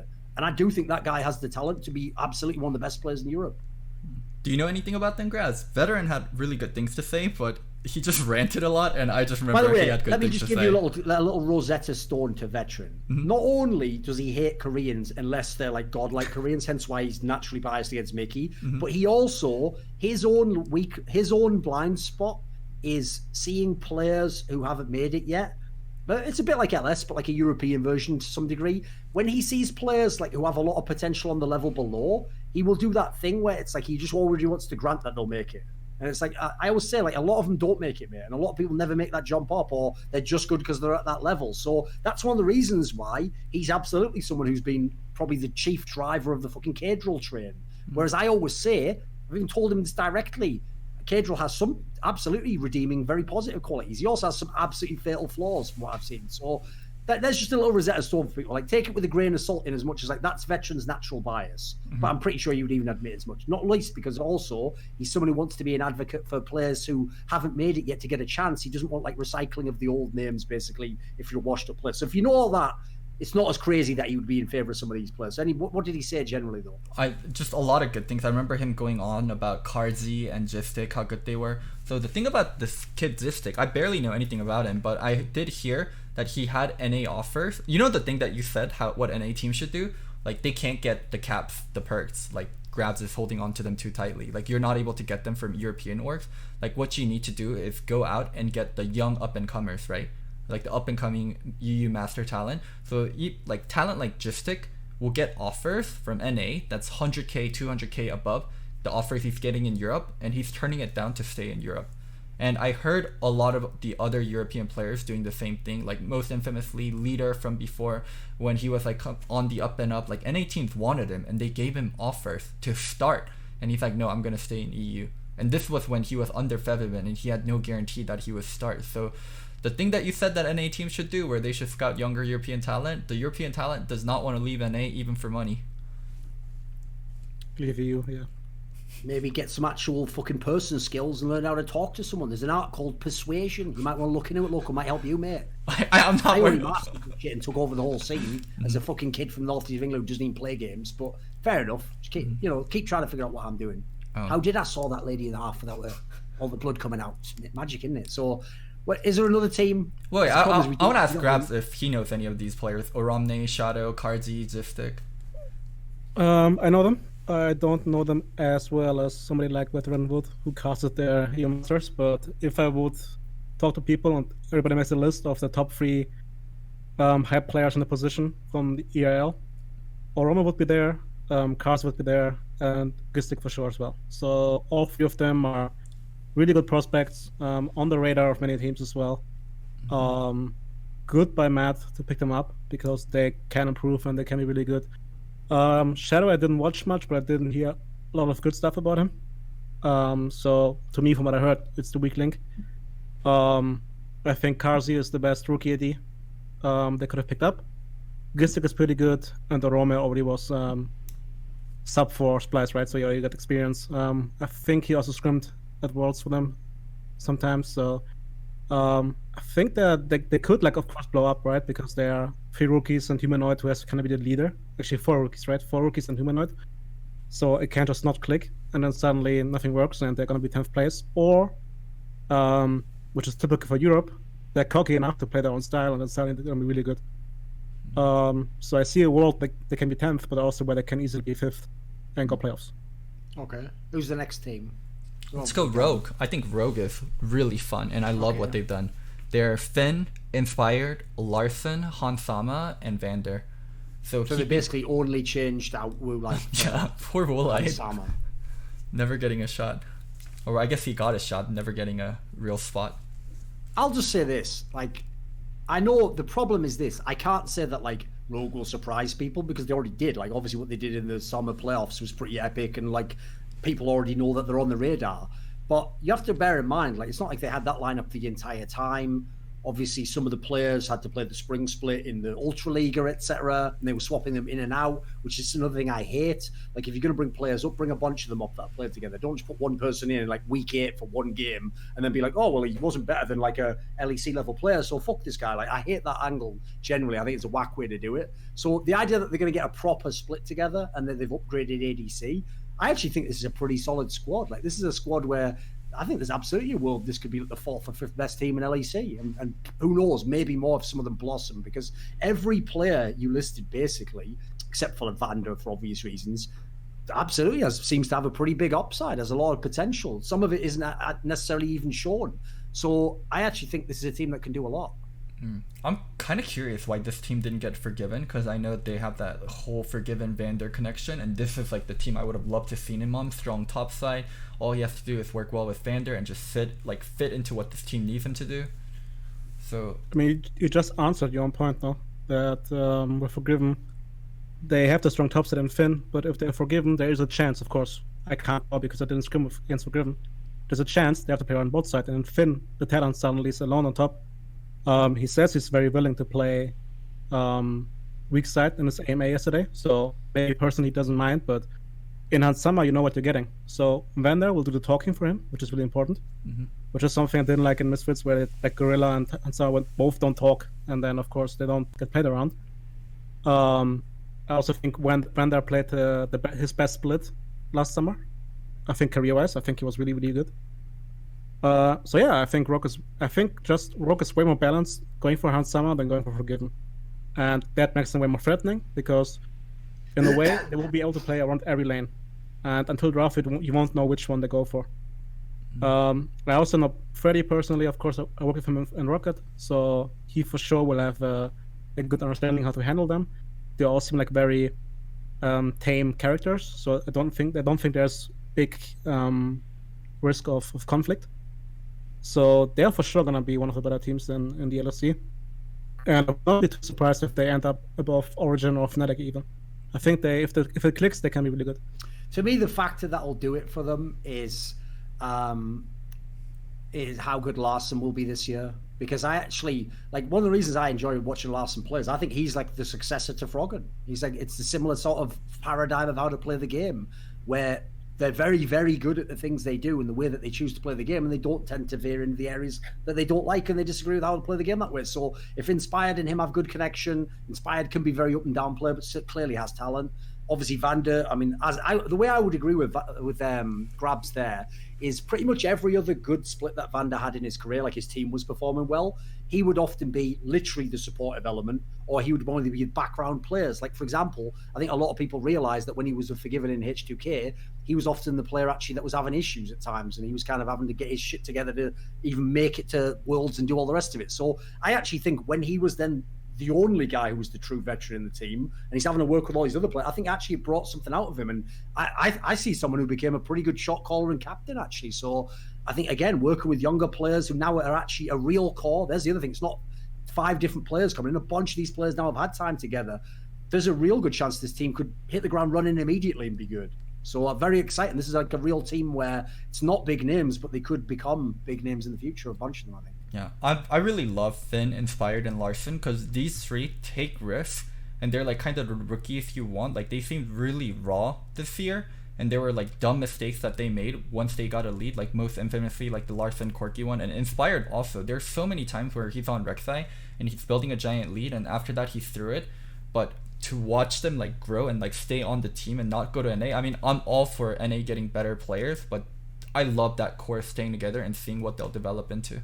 Oh, and by the way, this is one area I actually legitimately do feel bad for the NA owners and all the rest of them. Is like, they might look at this Rogue squad and be like, who the fuck are those guys? It's like, mate, you dream of fucking having as many talent as this in theory, one of the worst teams, and just being able to sign them again next year. Like, that'd be your fucking wet dream, mate. If you found one of these players, if they found a Larson or an Inspired, they'd be falling all over themselves. Like, in Europe, they aren't even the best players, even of the rookies at their positions. So, like, it just shows you how many crazy amount of talent we have in Europe. Yeah. In Europe, to the discussion with TSM and Rogue, I think if Rogue goes to an A, this is 5, they would be at least second. I think they can change TL, but I mean, it's true. No, that's that ridiculous. Dude, I scrimmed. No, okay, this is the last time on this show about Flame A. I scrimmed against your 3rd seed and was really, really, okay, what do I say now? Maddening to see this is the 3rd seed that you sent. So I'm for sure they're better than all the 7 teams that did not beat Clutch. And I think they're for sure than Cloud9 in this world. So maybe NA teams improve and they can prove me wrong, but get your shit together, NA, honestly. It is true though.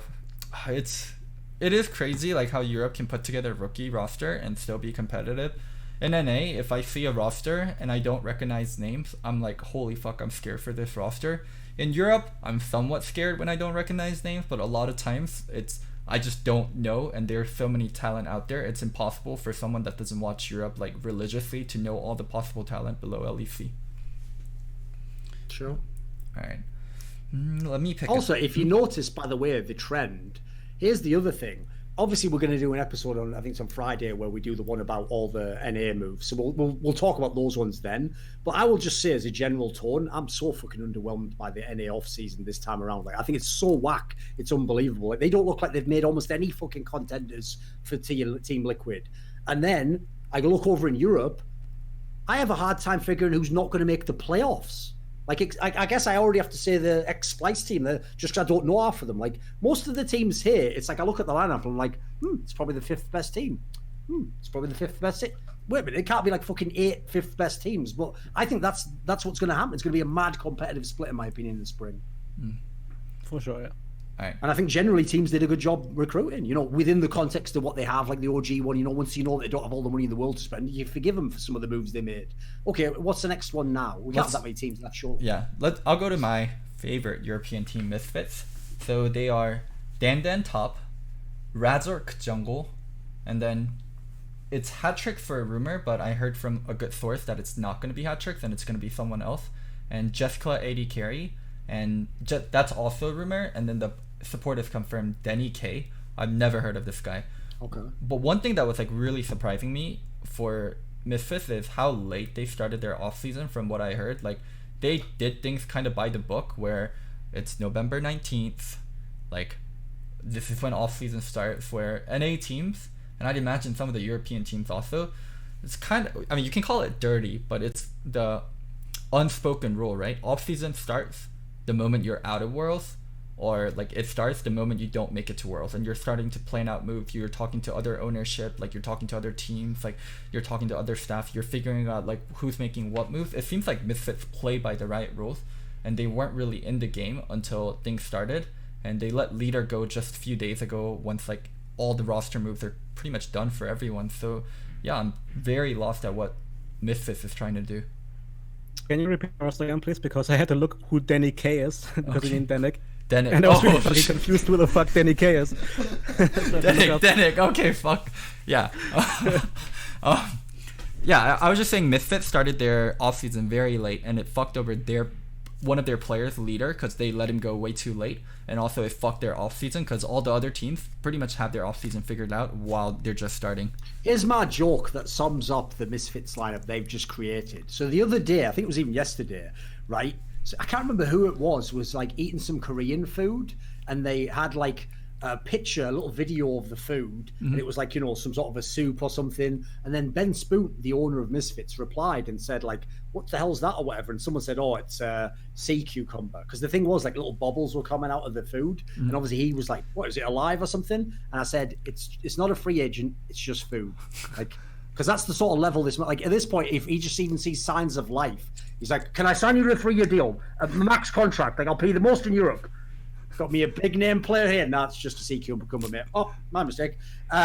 Bring in this other guy. Like, this is the problem I have with this squad is, again, in theory, you're gambling on lower level names, but these aren't names I particularly recognise generally, I have to say. So I don't have massive expectations for the squad. I also thought, like, I don't mind the Jeskla move. He had some good games at times. I think he also got a bit short shrift when he was in Excel at one point. But I thought this was one of the teams personally, especially since they need some fucking names, who should have taken a chance on Freeze, in my opinion. I think this is like one of those teams where it would have been worth a shot because he, first of all, he brings a name, and I actually think he potentially could be at the kind of level this team's at. Oh my god, Duncan, you're gonna love it. So a lot of times, a lot of my European friends will watch the show, and they'll let me know when I'm wrong about something or like they have information. Of course, I can't share a name, but they're telling me that they're gonna get a non-English speaking Korean for AD for Misfits. Non-English speaking Korean, as in like a famous one or just some no name? A no name. Oh right, don't worry about that then. Yeah. Well, you know what? Fool me once, shame on me. Fool me twice. The fuck are you getting fooled twice for, Misfits? There you go. I think that's how the saying goes, right? Yeah. Some people have to learn the hard way. Do you guys know who Ronaldo is? Not the soccer player, because I know Egomaniac or something, the Turkish website, was saying Ronaldo to mid for Misfits. The sub for Fnatic, right? I have no idea. Academy team, I think, pretty sure. Okay. At this point in time, I wouldn't be surprised if it was fucking fat Ronaldo and he's about fucking 42 years old. All right, lads. And they're like, Ben's like, I've got a big star here, boys. Okay. Honestly, because I think we can all agree that just comparing to other rosters, it's underwhelming. But I like it in a way that apparently they made the call to say, we're not going to attack for first place. So we're not going to spend big money again because they burned money last year. And they actually get young talent in together, not like subbing in, because subbing in, there's also a chance to actually ruin their career. Because they have one game, they look bad, they don't play again, and suddenly it's over. So they have 5 rookies. I mean, maybe the Korean guy, I'm not sure. And let them play. Let them develop together. Then maybe one or two, those two guys are actually good enough to be not only decent, but really good in the LEC. And then the next year or next split, you can build around them. So if that's the intention of Misfits, then I think this is a good move overall. Damn. If you're NA, recycling the old talent. If you're NA and you're in the position that Grabbz just described, and then you have to pick up like 5 rookies, like kind of where Dignitas is, like there aren't rookies that are even like competent enough to play in LCS, and they would just get murdered. And like you're like going back to like old school names or like taking huge risks. It just shows like where Europe is at in terms of like how much talent they have. Like Misfits fucked their offseason. They started their offseason way too late, and they can still get like, it seems like, what is decent rookies in most of their roles. Honestly, if I ever go to an A, there's this game called Football Manager, and one of the challenges is that you start from nothing and you build it up. So if I go to an A, it would be to make like my own challenge. Like take a team of rookies, because I think you can actually get them together. I can't believe that there's a server on this planet where you say there's no rookie. There's no way. You know? And I will try, because I think macro, of course, is always a thing we meme about in A, but I think there's legit a way that if you have a decent coach, like let's even Youngbuck, right? If he goes over there, which he maybe could have salary-wise, he can improve a team so much that like they're just good, or like good enough to not be 10th place and lose every game. Of course, I'm not saying we're going to win the title, right? That's not the point. But I don't believe that there's not any talent in any position you can bring in, instead of giving certain guys over $1 million in salary and then being surprised when the bubble bursts. So again, I'm not saying it's going to be a good team, like a top 4 team, but I do believe there's enough talent. At least there must be like 5 players, right? There must be. There is like talent, but like some of our talent leaks to go play in Korean solo queue with LS. Some of them become streamers. Some of them actually get picked up by teams, and then the team is like, what is this 7-year-old tweet where you said the N-word? We're not going to pick you up. They gave him a contract and they took it away too. So like NA talent pool, and then just look at our scouting grounds. Our scouting grounds, like there were so many old names that were recycled, and there were people that were doing like scouting grounds like 3 times in a row now, like year after year after year. Like it is really hard to see new faces in NA that are really good.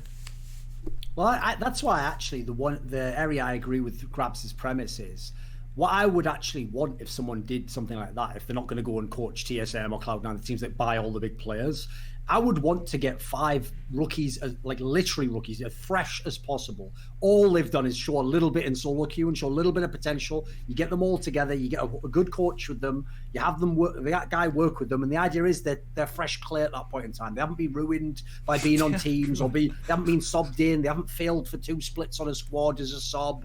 They're just totally fresh, and you get someone who comes in and hopefully teach them fundamentals. I'd hope they'd be more open to it. Like that, I think that would be the better push to go. Let's make a different premise. The team is not going to start LCS immediately. It's going to be like an LCK with the trainees. So you have a main team. I don't care. I go coach those trainees. Give me 1 year. And I do believe that they can be competitive, even though people say there's no talent in NA. Like, I don't believe that there's no talent. I'm not saying there's an abundance and everybody could choose and there are like 5 different rookies we can go for like in Europe. But I think there are people that are there, right? There's Licorice came in. Vulcan is decent. Who also is like he played 1 year only, right? Blazer is fine. Yeah. I It's think there's enough. It's just again, people don't know how to build rosters, and maybe just because, of course, in Europe we have a better academy system with the regional leagues. It's way better. There's no way we can discuss this, right? Sure. They're just gonna sit there and not do anything in academy and NA, and then of course they can't improve. so But yeah, I just want to kill this narrative of there's no talent. There's no talent because nobody gives them a chance. Why would you bother if you see every year that nobody gets picked up to actually try? Why? There's no reason to. At least in the EU, people fail sometimes, but they have a chance. If let's say I'm 15 years old and I see that I'm pretty good at reach challenger, and for the 2nd year now in a row, there's almost no rookie. So why even bother? Let's go streaming. That's the reason why, right? And even though they have the Academy League playoffs are nothing compared to the EU Masters tournament. What I love about the EU Masters tournament is, Vesher always complains, I think rightfully so, that the problem is because we don't have promotion and relegation anymore, you can't like brute force your way into the league. You can't, but if you do really well in EU Masters, people watch that. And even teams watch that and coach what. So there's still a platform on which you can prove yourself. You can show you've got talent. You can get into people's on their radar. The problem is that is not what Academy playoffs is in NA. Like no one's watching that shit. I mean, even the teams themselves. I've heard some outrageous stories. Like even the teams themselves don't really think it's a big deal, and they're not thinking it's that sick. So that all in all sounds mad depressing. Quite frankly, it doesn't sound like a great environment. Whereas if I have the chance, what's great about EU Masters is, it's like the old promotion aspect. You could even be a team that wasn't even considered a top team in your league. If you just come through this one tournament and have an inspired run all the way and you make it to the final or the semis, suddenly you're on the radar in a way you weren't like a month before. So I think that's something to play for, like Grabbz is saying here. Like that would motivate me. And in fact, if I'm one of the players like in the past, like a Larson or a Leader who didn't get picked up and I think I should, perfect. Go and style on the EU Masters, go and style on the National League. You'll be playing the same players in solo queue as well. You'll get your name out there. Like unless you're a massive arsehole, you'll probably make it in Europe. In NA, the Academy League it's not a real league. It's like if you're barely not good enough in for LCS, like you just go to Academy and people don't grow there. Like no one wants to be in Academy and like no one's getting better. Everyone just wants to fast track to LCS. Without making this a whole thing about LCS, because obviously we should save a lot for the other episode. I will say this: the one thing I'll never understand about the NA approach to Academy, I think it's so stupid, it's unbelievable, is I get why you take a player like, I'll just use him as an example, like Golden Glue. In the past, why you give him another chance in Challenger. Because every time he would go down a Challenger, he would look like he'd leveled up and he was ready to go to LCS again. Sure, he didn't properly make it, but that player, maybe you thought, sure, I'm investing a bit more time, but maybe it'll yield something. What I don't get is why they would waste time with players like Mashme, who are like 1,000,000 years old and are never going to get any better and be top players. Like, that's what I don't get, is recycling into Academy. Why are you recycling in Academy? Like in Academy, there's nothing even to lose. Get entirely rookies for that. Even if they're shit, get more rookies, keep going. Like that's the part that never made any sense to me. Like that's so whack, and it speaks to the mentality that like, what, even in academy you think you want a big name? Like fucking hell, mate. When does it end? They probably just want like one veteran to like show rookies the way. Like it is problematic when there's like multiple veterans on the team. Like the Golden Guardians roster had like Huhi and Darshan both on academy, and not just Golden Guardians. There's so many academy teams with like 2 or 3 veteran names. I'm like, guys, you guys should be developing players. Like, what is like the long term of Huhi support plus Darshan top for academy? Anyway, is there any more teams? We didn't hit SK. The SK roster is Sakurai top, Trick jungle, Gen X mid, Crown Shot AD carry, and support. I have no idea.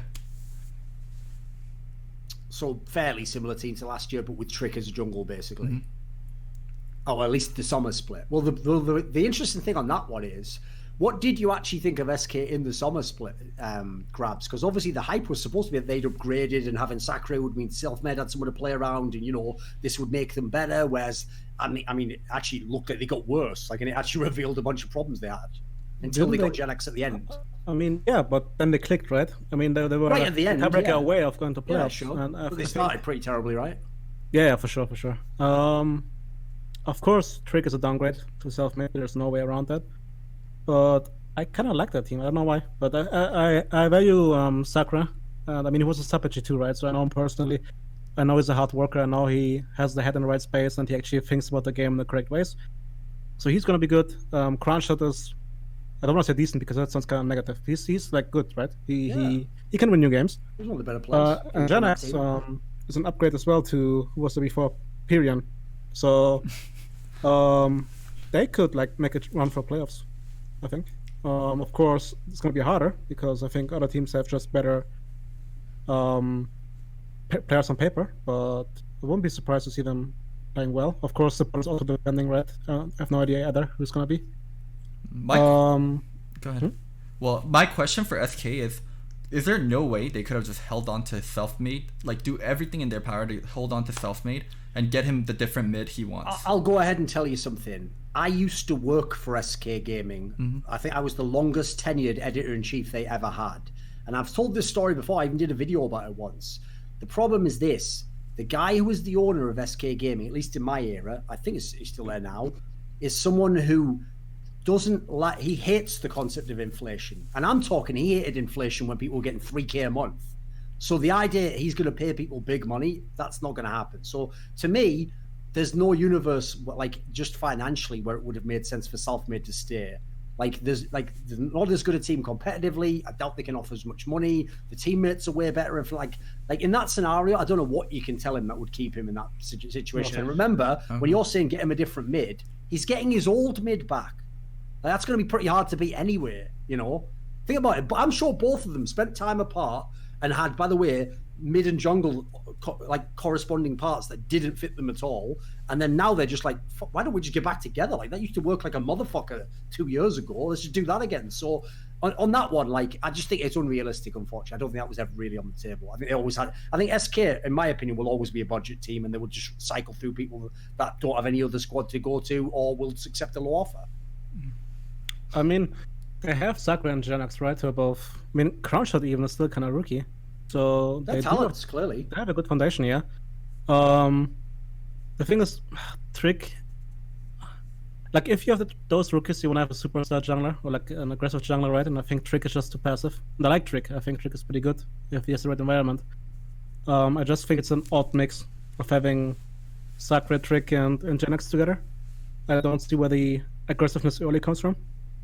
And then Crown Shot depending on support, right? If they get a good support, then maybe they can also like go for 2v2 kills and jungle around. Oh, I remember I think Trick is a good jungler for this roster. I remember the rumor for support. It was Steelback. By the way, that's good though. That's a good example. There's two players that are getting wrecked by people on Reddit because they haven't watched them play. And it's in NA, it's fucking Ica, who obviously everyone remembers as a terrible mid for Elements when they were one of the worst teams ever. And then it's fucking Steelback, because people only remember him as the worst member of the Fnatic team that won LEC, and then being sort of like he was actually on Grabbz' Rockat, right? When he was actually pretty good for a while. So, but that was not a great team. as far as I've heard, from his move to support, I only hear glowing things from people who played with him, and everyone says actually he's like taken to the role really well. So, do you have any insight for us on that, Grabbz? LEC is one of the teams who scrimmed actually, and he is very, very active on the map. So if Crownshot is fine playing 1v2 sometimes, he will be there to help mid out. He will be there to like even scrimmage topside if he has to. He picks like Pike, for example. Sounds like a good pickup. Like what Loco was saying. There's an engage. There's a guy who can make moves. Yeah, I think so. Especially if Trick, because Trick won't do it. But if he tells Trick to come with him, and then suddenly they have a strong 3-man core running to top or to bot, I think that's pretty good. But then again, it depends, right? I think he's not the best laner as support. And it just depends on Crownshot if he's able to actually hold the lane 1v2. If the meta's gonna be that way or not. Like maybe there's a meta where you just need the levels on bot because you don't get XP anyways. And then suddenly see back to level 4 after 20 minutes because it didn't farm or something. But I don't think it'll be bad, for sure. This roster just puts the exclamation point on what I said earlier. Like, there's not many bad rosters in Europe. There's a couple that are all rookies that you don't know about. That's about the worst you can say. The ones that have the players you know, I think all of them have like very redeeming qualities. Like, here's the thing: there's not a single team aside from the ones I don't know the players of that look like they only have one carry threat and like the whole team has to go through that person. Like this squad here is a bunch of players in all the lanes. Yeah, I think they're. Here's one question. Was there ever a universe in which G2 might have lost a player or added a player this season? Not really, unless somebody wanted to retire for some reason. I think, again, I'm really lucky with those players because some players lose motivation when they lose a final because it's a hard hit, right? Like, sure. I'm not gonna lie, like I still can't listen to Phoenix, for example, to the song. Like it drains my mental. I couldn't even before the tournament, but that had nothing to do with the result. I was like, bring back that woman from the LCS finals. That's how bad I disliked it. The obvious question we have to ask you is, Caps is playing AD carry and Perks is playing mid lane in solo queue, and they're tweeting about it. You don't have to confirm or unconfirm, but is there any shred of truth or any possibility that you guys might role swap? Counter question. You know G2, right? Mm-hmm. How likely is it gonna be happening if they tweet about it 24/7? Pretty likely. No, the other way around. They're trolling. Yeah. They're trolling. That's the point he's making. It could also be the Perks that's playing top lane because he made a change of Wonder that they're gonna make 2 accounts and then see in December who reaches more LP. Perks playing top lane and Wonder playing AD. Maybe then Wonder goes bot lane and Perks top lane. I don't know, but I mean, honestly, in this team, you never know. But I don't think so. But here's one thing I know what would be happening, which is Jankos going at least 3 times into a Chinese team. Sorry, too soon. My bad. No. Yeah. At least for me, with like the bread. Should have spent Lee, I guess. I know. At least for me, like the breadcrumbs is like G2 suffered a lot of burnout throughout the year. They might take spring a lot more relaxed to make sure like they're fired up for. They don't care too much about MSI. They want to be fired up for summer. They want to be fired up for Worlds. Like they just go like full like I don't give a fuck in spring, and everyone plays like different roles. And then like later on, like they swap back to like the correct roles, or like they take spring purely as experimental. Maybe they figure out stuff that might be even better in the future. So like outside looking in, maybe I think there's a possibility. I mean, dude, we played Soraka top lane. If they want to play a different position, they're just gonna go for it, and it's fine because we're in a position where we can, right? Yeah, I mean, we worked the entire year hard for Perks to adapt to AD carry, and I can see why after 11 months you don't want to play your own role in solo queue. Let them try out stuff. Maybe Mickey thinks he's a better jungle than Jankos, and then suddenly I get to pick Braum for him again. And I'm happy, Mickey's happy, Jankos doesn't matter, so could also happen. We'll see. How do you deal with like having to be the strict dad when you have like so much talented players and you know it's better to let them loose, but you know you also have to rein them in sometime? Like where do you find the balance? I think it's quite clear when I'm actually annoyed, and so far they listen to that, because I'm also trying to like, of course, if you have these players, you can't be strict. You break the team. Like you have to realize these players want to be that way, and if you try to implement like an authoritarian style, it won't work. It just won't. So of course I just I don't even put them boundaries or something. It just really usually I start a discussion about if they think this was fine, how they did it. I just say yes, and I'm saying okay, it's your call, right? If I'm really annoyed, then they just pick up on it really quickly. and then they try to at least have one decent game in scrims and then goes back to being apes. But you get used to it at some point. You know, when you were talking earlier about like the rep that Youngbuck got, where even though he'd won all those championships in G2, people really did just act like all he did was like bring Mithy water and then say like, yes, Mithy, and then just do whatever he fucking said, right? In the same sense, right? When I remember when you first came on Narrative Wake, when you were, I think it was even when you were the Roccat coach. And I've seen the difference in comments already. Like, people obviously would, if they disagreed with an opinion, they would be like, what? The usual one. What the fuck does he know? His team hasn't won LEC or some, you know, some dumbass angle like that. I always say to them, like, oh, I'm sorry, comment. I must have missed when you won the LEC by that fucking logic, you moron. But anyway, like, do you actually feel as though the reps changed for you? Like, do you feel like fans give you more credit, more respect now? Because obviously there could be the temptation with all the superstars in your team that people could do the same thing to you and say, well, what's he doing? You know, do the players just play the game? I think the biggest changes came from me owning up to the whole draft meme, because in the beginning of Rocket and the first year in G2, I really didn't like coaches that are active on Twitter, because I was thinking like, it's not their place. But honestly, in this business, if you just own up to it and meme with them, they will see it in a better way, you know? So beforehand, it was just like very, very vile sometimes, even in my DMs especially, but now it's more like, every game we lose, Grabbz draft. So it's fine, you know? I could have 18 perfect drafts in the split. If you lose the game, Grabbz draft. And it's also good for players. Like, in the best of 5, you lose the game, the first thing they can say is, it's fucking draft, unplayable. Which with me, might be true sometimes, or mostly. It's a really good way to reset the mental, right? They just think, our coach fucked up, we couldn't do anything, and then it's go next. So I think we just had a good balance, and again, I don't believe any coach who says he drafts alone, because I don't think it works that way. We often have discussions where I say that, yeah, I could plan out more, but then you guys lose a bit of freedom in draft. So, and most coaches will agree, if a player says he wants to play Teemo mid lane, you let him play that because he actually thinks about the game, he's not trolling. So if I hear Cap say he wants to play whatever, then I know he saw there 5 champions, he actually thought about what could be good. Let them play that, you know? So yeah, and then if it doesn't work, they can say, draft is dog shit. Why did we pick Pyke here mid? Which happened. And if it worked, it would be like, Pyke is a fucking genius.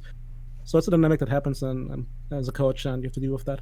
Sure. But yeah, I mean, of course, if you win splits, I could talk dog shit now, and people would be like, he's so smart. He won a LEC, right? It doesn't matter. But that's basically for every competition, let's say, every sport. If you win, you're on the right. If you lose, you're wrong. So Is surprising there. Is there any coaches that's like not very well known that you want to shout out, or you think like people don't really know about, or people don't give enough credit to in LEC right now? 2. One is Freddy. He's very timid as a person, so he's not outgoing. He has fundamentals down. He knows how to talk to players. I'm not sure how he's gonna talk with like more aggressive players, because he always has like a very relaxed bunch, right? But I think Freddy's pretty good. And as always, shout out to Duffman. He doesn't want to be a coach. It's the analyst to G2, by the way. Exactly. It's my brain, basically. If he wanted to, he would be easily one of the better coaches in LEC. So all the coaches should be happy that he doesn't want to be, because it's not his like life. He doesn't want to be in the middle of the pack and be in the spotlight. But yeah, usually the smart stuff comes out of his brain, and I just stand there. So shout out to Duffman. Anything else you want to touch on, Duncan? I'll just say, since he mentioned, yeah, that's true. We'll do that in a second. Since he mentioned like that his analyst now, remember that's also the current analyst who's actually been working in G2, and as a result should probably get some small part of the credit of G2's success as well. Like, it's a total organization effort. Like, if anyone's feeding at their role, it's going to bring the team down. So when you consider what the team accomplished, I'm guessing everyone had a role. And the thing is, the reason why I wanted to stress that is because, first of all of the people who were under Daylor in that legendary Fnatic run got all their fucking chances to coach at Sarah. They all got a chance because everyone hoped they had greatness in them. Some of them didn't. Now, one thing I wanted to bring up was I saw the other day, I think it might even have been like Mad Lions or someone, they were like bigging up whoever their coach was, and they've purposely phrased this fucking sentence. I can't remember if it's Fnatic or Mad Lions who did this, so that this guy, they said, had worked under Daylor, and then they put like, you know, the coach of the 18-0 Fnatic. But the way they said that sentence made it sound like this guy was there when he did the 18-0. In reality, he'd worked under Daylor later in a totally different team. It's like, how far are we going to go with this? Like, did you know this guy once brought Daylor some coffee 3 years ago in fucking France? Like, It's not Jesus, you know. It's not like you just touch him and then I felt the power go out of me, Lord. Like, what are you fucking talking about? Like, not just being in his orbit doesn't just make you amazing, you know. It's outrageous. Anyway, yeah, you're right. What about Vitality? Any rumors there? So their roster is actually fully confirmed, or fully like 90% sure. Cabochard top, Skeens jungle, Militia, Milica, M-I-L. Oh, it's a weird way of saying his name, yeah. How do you say it? I think it's Milicia or something like that, isn't it? Yeah, it was Milica, but then he said it's different, and I didn't catch on the new name. So maybe the chat can help, but I don't think so. So Shakarad says it's supposed to be Militza, okay. And Comp and Jack Troll. Jesus Christ. You're going through all these names. I'm like, well, fair enough. I'd take a gamble on that. And at the end, Jack Troll's still there. Give me a break. Is fucking Yamato Cannon still the coach of this team? So the rumor is it's going to be Duke, the whiny Splice coach. Oh, that's right. Yeah. Oh, who's the coach of Splice? The whiny Splice coach. You talk about whiny people? No, here's the thing. First thing first, Grabbz, you can acknowledge this for me. By default, the default setting of French people is to whine. That is the default. Honestly, I think it was default for Splice. I think Splice just had to whine about everything. They did whine about absolutely everything. I put it this way, they're the people, I always make this point, the people who annoy me the most in the scene are the ones where I'm not even flaming them. Like, I'm saying that, you know what, in the context of this player, like, he's actually done pretty well, and actually I didn't even think this team would be good. And then when you tell them, like, so for example with Splice, I was like, I'm actually amazed they've fit these pieces together. They've sort of made like a makeshift squad that's somehow way better than it should be. Obviously ended up being like third at one point. And then, you know, they seem shit in the mid game, but somehow they're winning these late games. And so they would go, give me credit for all the stuff you didn't give me credit. Fucking yeah, my bad, Duke. You're just a genius coach who, as we all saw at Worlds, fuck me, I'm so wrong, aren't I? I don't know anything about the game, mate. That mid game, how many more years do you need to get your mid game? Is your mid game like a fucking cathedral in the medieval times? Is it a generation after generation will work on that mid game? And maybe your great grandson, if he becomes a fucking stonemason, will the mid game be good then? Will it still be League of Legends then, or will we play fucking battleships then? What are you talking about? And also, you did such a bad enough job that we definitely didn't know about. Your own team just fucking cut your ass. Your own team thought you were overrated as fuck. Like. To his credit, he got promoted. To his credit, he got promoted. He was assistant coach, and he got promoted to a head coach of a different team.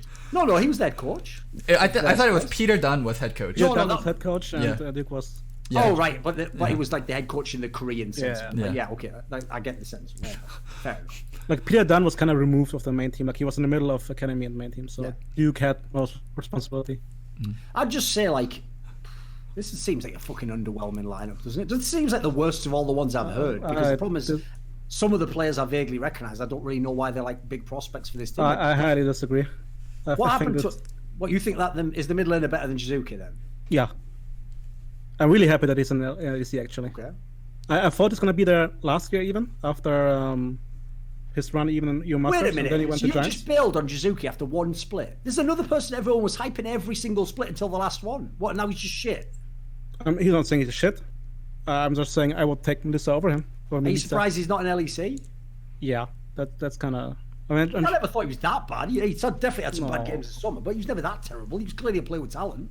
Okay, I'm just biased because I'm like really hyped on Milica. That's why. Okay. Like I'm really hyped for him. Do you know this guy personally or something?